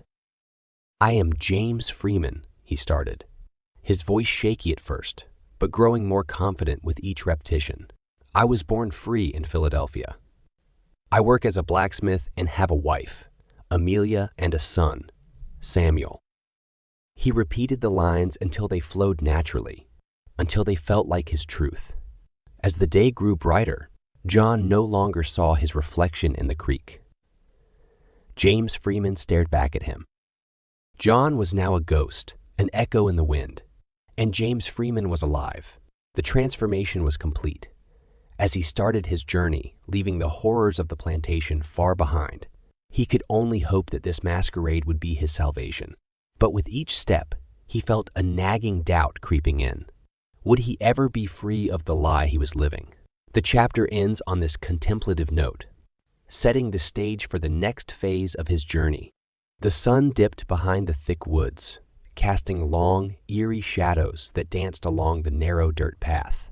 John, now wearing the identity of James Freeman, proceeded northward. His heart throbbed in his chest with each step, the rhythm matching the inner turmoil he felt.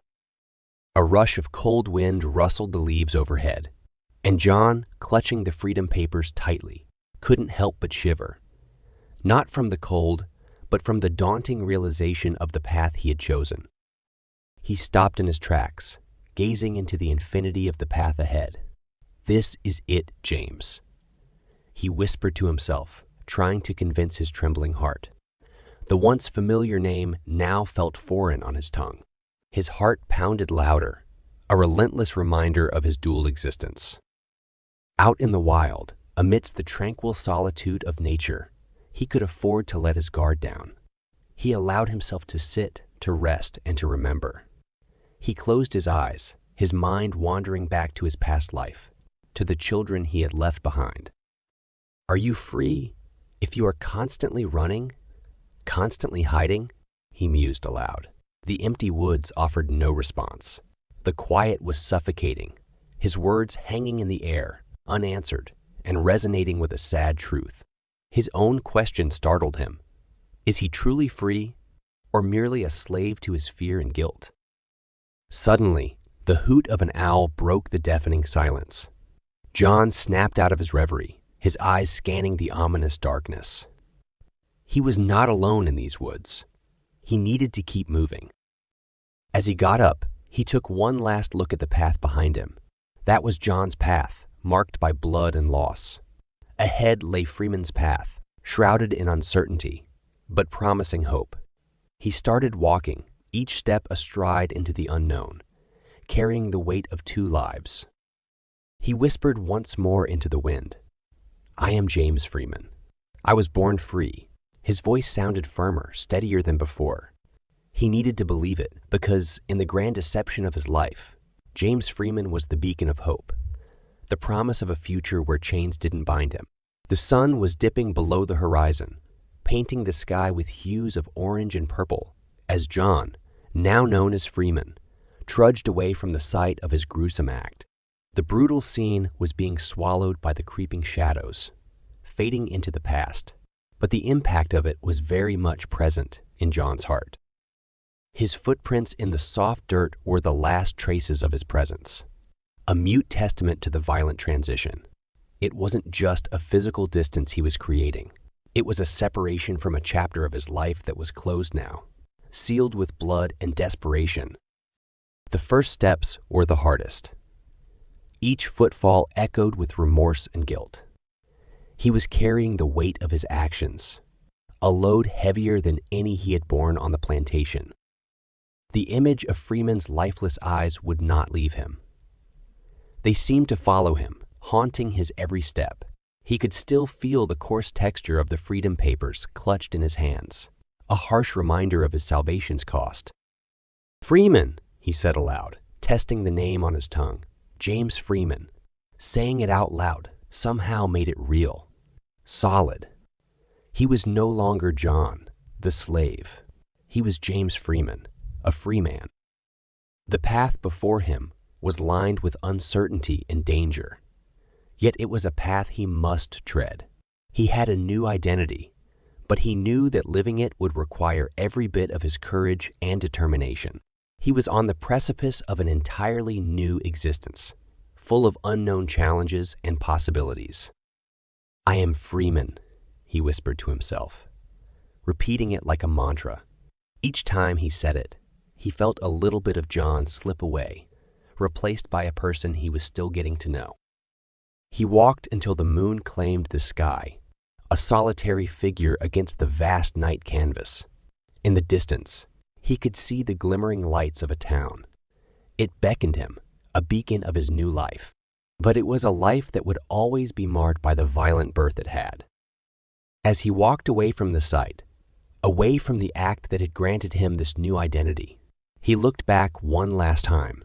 The dark outline of the abandoned cabin was barely visible, and the site was now a part of his past, a memory he could never erase. The sun was just beginning to peek over the horizon, casting long shadows on the deserted road ahead.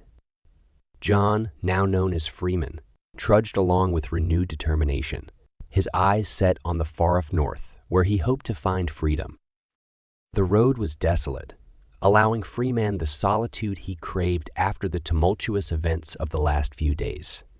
The crunch of gravel under his boots and the occasional calls of awakening birds were the only sounds accompanying him. However, the solitude also amplified the dangerous unknowns of his situation. Every rustle in the bushes or crackle in the distance sent a jolt of panic coursing through his veins. Freeman clutched the freedom papers close to his chest, tucked securely within his shirt. They were his lifeline, his ticket to a life free from chains. Each step took him farther away from his former life, but also closer to a future riddled with uncertainty. As he walked, he practiced his new identity in his mind. Rehearsing James Freeman's backstory, he recalled the details he'd gleaned from his fateful encounter. Freeman had been a blacksmith in Virginia, given his freedom by a benevolent master, and headed to the Harrison plantation for work. John wasn't a blacksmith, but he knew enough about the craft from the plantation to pass. The journey was taxing, his body protesting against the continuous march. His stomach gnawed with hunger, and his feet were raw and blistered. But stopping was not an option. He needed to put as much distance as possible between him and the plantation before Norris's and Mr. Harrison's bodies were discovered. "Got to keep moving," he muttered to himself, pushing his aching body onward. His mantra became his rhythm, his footsteps in sync with his whispered words.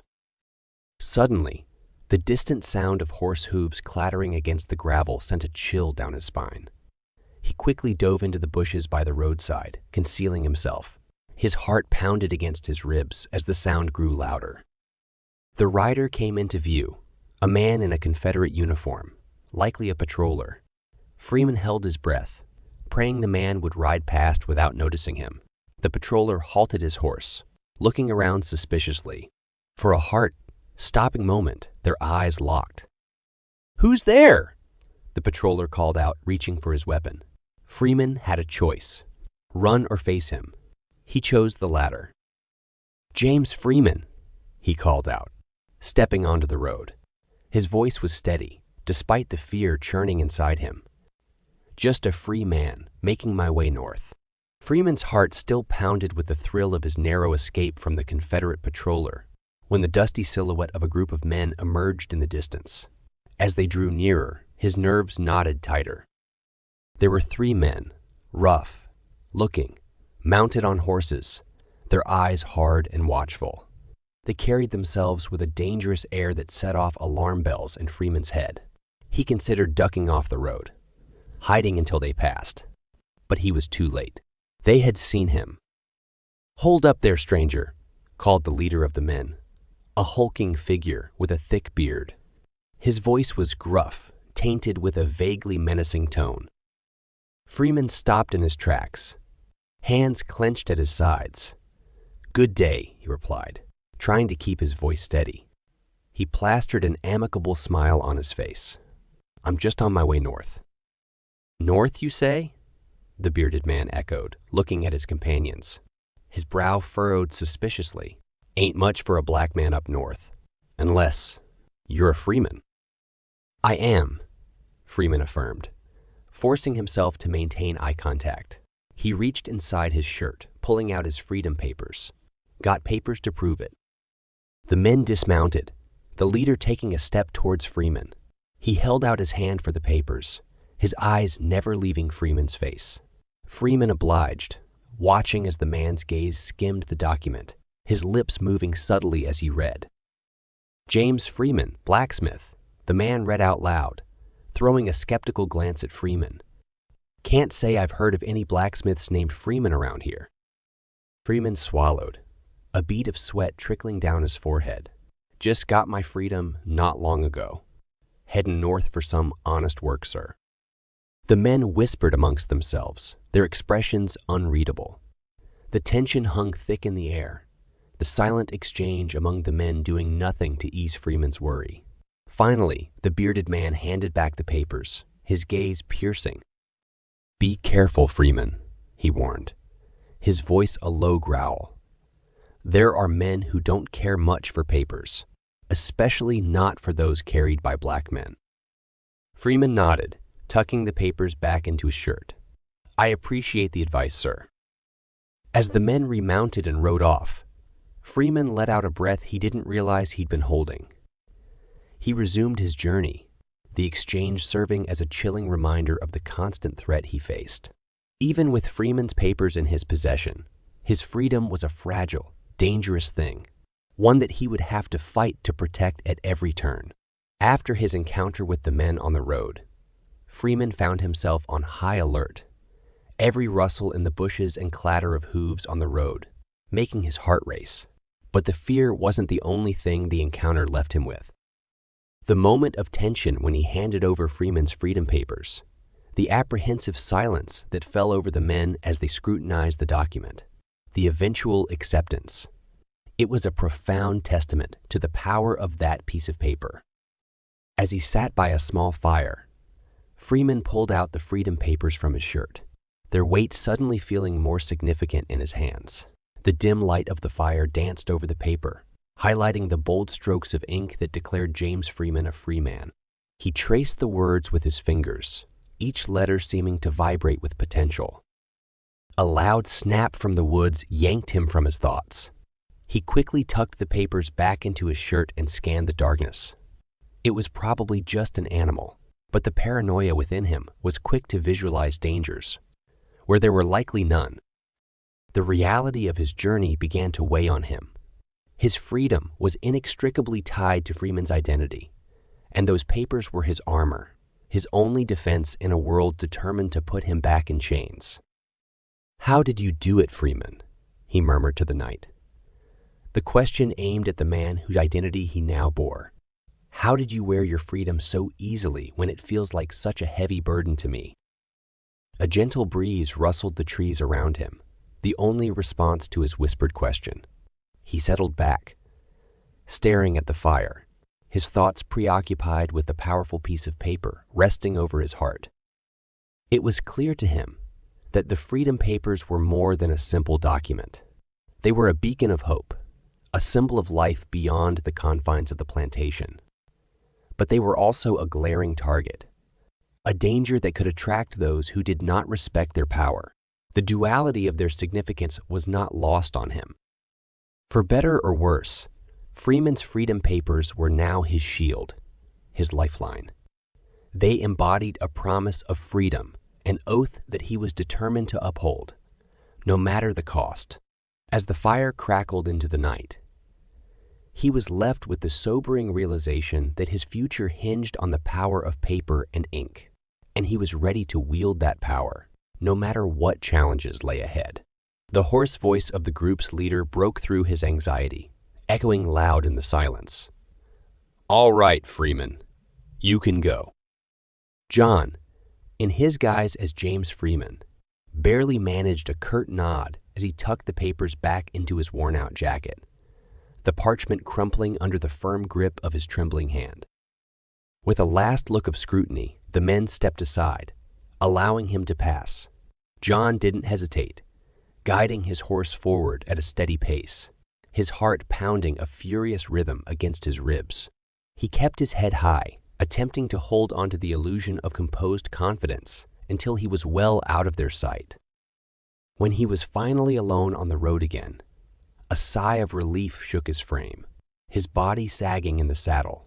The crisp night air was a balm to his flushed skin, cooling the sheen of sweat on his brow.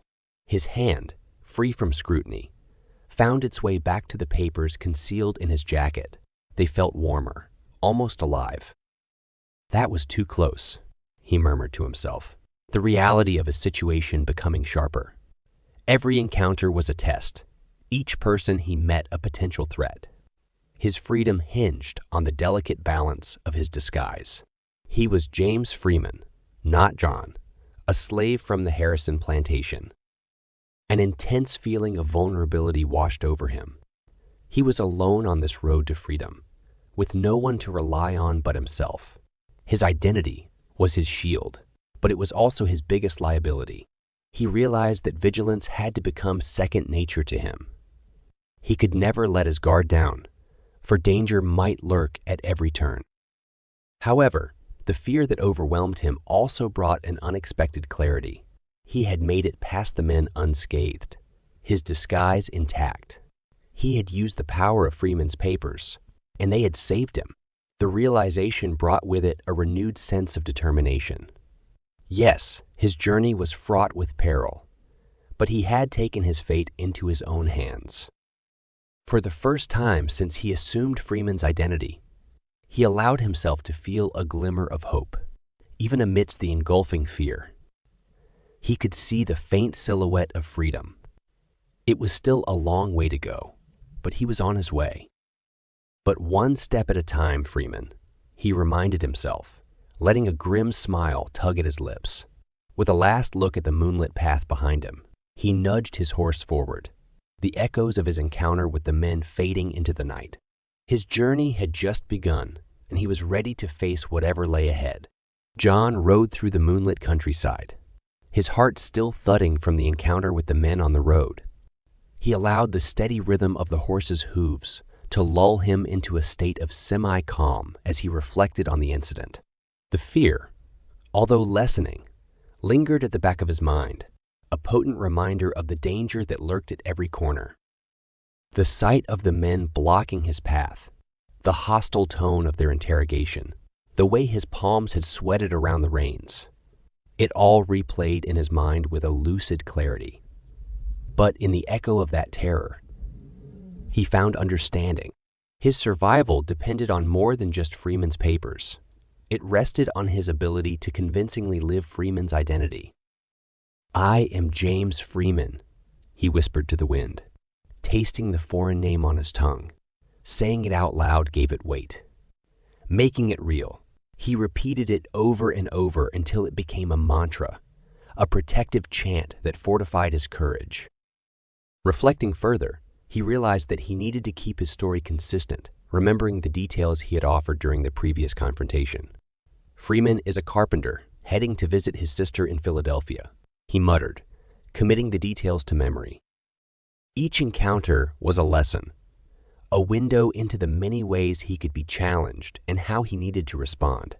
His mannerism, his speech, his reactions, everything needed to align seamlessly with his assumed identity. He understood that he needed to avoid suspicion, to not draw attention, to blend in, to become just another man on the road. He needed to master the art of seeming ordinary, inconspicuous. His mind spun with these revelations, transforming fear into knowledge, panic into strategy. With every passing mile, he felt a bit more prepared, a bit more capable. The journey ahead was perilous, yes, but he was learning, adapting. Exhaustion eventually claimed him, and he made camp in a secluded spot, sleep tugging at his eyelids. As he nestled against the rough bark of a tree, Freeman's papers clutched tight in his hand, he realized the immense responsibility that had befallen him. As the night descended, his last waking thought was a vow, a silent promise to the moon above and the path before him. "I will make it to freedom, for me, for my children, for all those I left behind." With this newfound determination burning in his chest, John, the man living as James Freeman, drifted into a restless sleep, ready to face the challenges of a new day. John began the new day before dawn, the sky overhead a hazy canvas of charcoal and stars. The cool morning air was invigorating, nipping at his skin and jolting him wide awake. His horse, having rested, stood ready for the day's journey. Its breath, visible in the chilly air, matched the rhythm of John's own heartbeat. Casting a last glance at the makeshift camp, he climbed onto the horse, whispering words of encouragement to the creature, and they set off north. His spine stiffened, his fingers tightened around the reins. He was not just a runaway anymore. He was James Freeman, a free man pursuing his rightful life. The landscape changed as he progressed, green fields giving way to dense forests, smooth roads becoming rougher, but none of that mattered. He welcomed every obstacle, every challenge, considering them as stepping stones towards his destination. He felt the first tendrils of the sun's warmth stretching across the sky, but his gaze was focused, his mind resolute. In moments of solitude, John allowed his mind to wander back to the plantation, to his children. The thought of their faces, innocent yet marked by hardship, solidified his determination. "I am doing this for them, for their future," he murmured, a silent oath echoing through the wilderness. He remembered the encounter with the men on the road, their suspicious glances, and the tension that hung in the air as he presented Freeman's papers. It was a bitter taste of what lay ahead. But in those tense moments, he had found courage. It was a lesson in fear, a testament to his will, and a beacon to his burgeoning hope. The day wore on, and his mind echoed with thoughts of freedom, as if each beat of his heart were a drum, calling him to liberty. His journey, no matter how arduous, was a testament to his indomitable spirit. He carried not just Freeman's identity, but also the weight of those still shackled in chains. As the sun began to sink, casting long, dark shadows on the road, he looked ahead. The vastness of the journey yet to be made could have been daunting. But to John, each mile represented a step away from his past, a stride towards freedom. He could almost taste it. The sweetness of liberty, the promise of a life lived free, the image of a free future, not just for him, but for his children, was as real as the setting sun. The horizon was his finish line, the end of one life and the start of another. As he rode into the dusk, his silhouette merged with the shadows, disappearing into the vast open world. His voice echoed in the silent expanse, whispering to the winds, "I am James Freeman, and I am free." John was more than just a runaway slave now. He was a symbol of hope, of resilience, of the pursuit of freedom. He was a man on a mission, a mission, a mission fueled by the promise of liberty. The night welcomed him, and he rode on, disappearing into the horizon, leaving nothing behind but the echoes of his vow. The chapter of his life as a slave had ended. The story of a free man was just beginning. With the image of the last encounter still fresh in his mind, John, or rather Freeman, sat by a small, barely flickering fire. Deep in thought, he chewed on a piece of hard bread, his mind whirling faster than his tired jaws. He knew the journey ahead would only get more challenging. He also understood that survival now hinged not only on his physical strength, but his mental agility as well. He drew his knees closer to his chest, his fingers idly toying with Freeman's freedom papers. His eyes skimmed over the neatly penned words, but his mind was elsewhere, focused on a much different script, the script of survival. "Be predictable, be forgettable," he murmured to himself. The words barely more than a breath. He considered the men he'd met on the road and their initial suspicion. To survive, he needed to be a ghost, a phantom. He couldn't afford to draw attention. He started envisioning different scenarios, each more complex than the last. What if he encountered lawmen from a slave-hunting patrol? Or worse, a bounty hunter who had heard about a runaway slave and his killing spree. He looked at Freeman's papers again. A quick flash of guilt went through him, but he shook it off. Survival had no room for guilt. He had a story for Freeman, a backstory he'd been practicing since he took the identity. A free man, traveling north for work. It was simple, and simplicity often was the best disguise. But what if someone knew Freeman, or recognized that he was not the man the papers claimed he was? He'd have to rely on his instincts, on his ability to talk himself out of dangerous situations. He had always been a good talker, persuasive, convincing. That skill would be his shield. If he came across slaves, what then? He shuddered at the thought. He couldn't risk them seeing him free, couldn't risk their master's wrath if they dared dream of freedom too. He'd have to keep his distance, try not to meet their gaze. The thought of abandoning his brothers and sisters in bondage stung, but he reminded himself that he was on a path that could ultimately lead them all to freedom. Each scenario built upon the last. A patchwork of possible futures that kept his mind racing long after the fire had died. He forced himself to think strategically, to anticipate, to prepare. It was mentally exhausting, but necessary. As the first signs of dawn appeared, he finally lay down, his body demanding rest. But even as sleep claimed him, his mind was still at work, grappling with his plans, refining them, preparing him for the journey ahead. His last thoughts before sleep took over were of his children. Their faces were his beacon, their laughter, his driving force.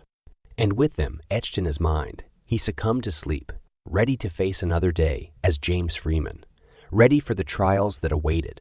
The road to the north was long and treacherous, and John was left alone with his thoughts. As the night fell and the stars began their watch, John sought refuge in the hollow of an old tree. His body ached, but his spirit remained unbroken. His mind wandered through the vast expanse of what lay ahead. Freedom, a concept so profound, seemed tantalizingly within reach. John's contemplation started with a memory, one of his mother's voice. He could still remember the way her eyes sparkled when she told him stories about their African heritage, about warriors and kings, about lands far and wide where men were born free. It was his first taste of the concept of freedom, a profound understanding of his rightful place in the world. "John, we are descended from kings," his mother would say, her voice barely above a whisper. "Remember that, even in chains, a king remains a king." As he sat under the blanket of stars, John found himself talking to the memory of his mother. "Am I a king, Mama?" he asked, his voice echoing into the void. "Is this what a king must do to claim his kingdom?" John's thoughts traveled further, exploring what freedom meant for him. Was it simply the absence of chains, or was it something more? He realized that for him, freedom was a chance for self-determination. It was the ability to decide who he was and what he could become, rather than having it dictated by the color of his skin. "Freedom," John murmured, "is to be the master of my own destiny." The night air grew colder, but John barely noticed. His mind was ablaze with ideas, hopes, and dreams. He began to understand the enormity of the path he had chosen. Each step he took, each breath he drew, was a step towards a future he could shape. His thoughts ventured into the fearsome territories too, the very real possibility of capture or even death. Yet even these grim prospects could not dampen his resolve. If freedom was the prize, any risk was worth it. Finally, his thoughts circled back to his lost friends, Norris and the real James Freeman. He whispered an apology into the wind, promising them that their sacrifices would not be in vain. "I am not just John anymore," he said softly. "I am every slave who dreams of freedom. I carry your hopes, Norris Freeman. Your dreams are now mine." As the first light of the day stretched its fingers across the horizon, John stirred from his sleep. He had spent the night under the watchful gaze of the stars, his dreams filled with the vision of a world where he was not merely surviving, but thriving. He woke with a sense of purpose that had become his constant companion. His body was stiff from the cold, his feet sore from his journey, but the prospect of a new day, and with it another step towards his destination, brought a glimmer of hope that shone brighter than any pain or discomfort he felt. "Another day, another step," he murmured, looking out at the open road. "I can do this." His words hung in the crisp morning air, filling the silence with determination. John rose to his feet, straightened his back, and took a moment to ground himself. His journey was far from over, but with each passing day, he was closer to his destination. He cast a last glance at the place he had slept. His eyes found the constellation that had guided him, now faint against the brightening sky. The sight brought a soft smile to his face, and he whispered a silent thank you to the heavens for guiding him this far. With one final deep breath, he turned towards the north and started walking. His stride was slow but steady, his gaze fixed on the horizon, his heart pounding with resolve. Meanwhile, the world around him was slowly coming alive. Birds began to sing, their songs filling the air with a melody of hope. The dew on the grass glistened as the sun continued to rise, and the world seemed to hold its breath, as if respecting the solemnity of John's journey. The chapter concluded with a captivating image of John, a lone figure against the backdrop of a world waking up. The sunrise bathed him in a golden glow, marking the dawning of a new day and highlighting the promise it held. In the distance, the road stretched onward, a symbol of the journey still to come. But for now, John was moving forward, a free man in all but law, ready to face the challenges that lay ahead. His pursuit of freedom, although fraught with danger, was also filled with hope, and with each new dawn, that hope only grew stronger. Freedom, John had always assumed, would be a clear-cut state of being. But instead, he was enveloped in a paradox where he was free and yet bound by an assumed identity. James Freeman. The name hung heavy around his neck like an albatross, a constant reminder of the price he had paid. And yet, it was also his shield, his passport to a world he had only dreamed of. He had wandered through several towns by now, his heart beating like a drum at every human encounter. Each time he introduced himself as James Freeman, he could feel an odd mixture of satisfaction and guilt. Satisfaction from the perceived respect the name commanded, guilt for the life it had cost. In one town, he had even found work. "Good to meet you, Mr. Freeman," the mill owner had said, extending a hand. The handshake was firm, respectful, a stark contrast to the beatings that hands like these had meted out in his past life. John felt a twinge of disbelief, but he held his gaze steady. One evening, as he sat in the dim-lit corner of a town's tavern, he found himself contemplating his reflection in a murky pint of ale. "Who am I?" he wondered aloud. The barmaid nearby flashed him a quizzical look before shrugging it off. In a world where every man was fighting his own battle, existential musings from a solitary drinker hardly raised an eyebrow. Days turned into weeks, and the initial apprehension gave way to an uncomfortable acceptance. He was becoming adept at being Freeman, but it was more than mere acting. John found his thoughts, his mannerisms shifting. He was walking the delicate line between deception and reality. One day, he found himself laughing heartily at a crude joke one of the mill workers shared. It was the first time since his escape that he had genuinely laughed. It startled him. He was supposed to be a man on the run, haunted by his past, not a free man sharing a laugh with his peers. That night, alone in his modest room, he stared at Freeman's freedom papers. The flickering candlelight cast an eerie glow on the words, "Free Man." He traced his fingers over them, then clenched his fists. "Am I losing myself in Freeman?" He questioned the silent room. His own echo was the only answer. The fear of losing his true identity, of forgetting the struggle that had led him to this point, was becoming a gnawing reality.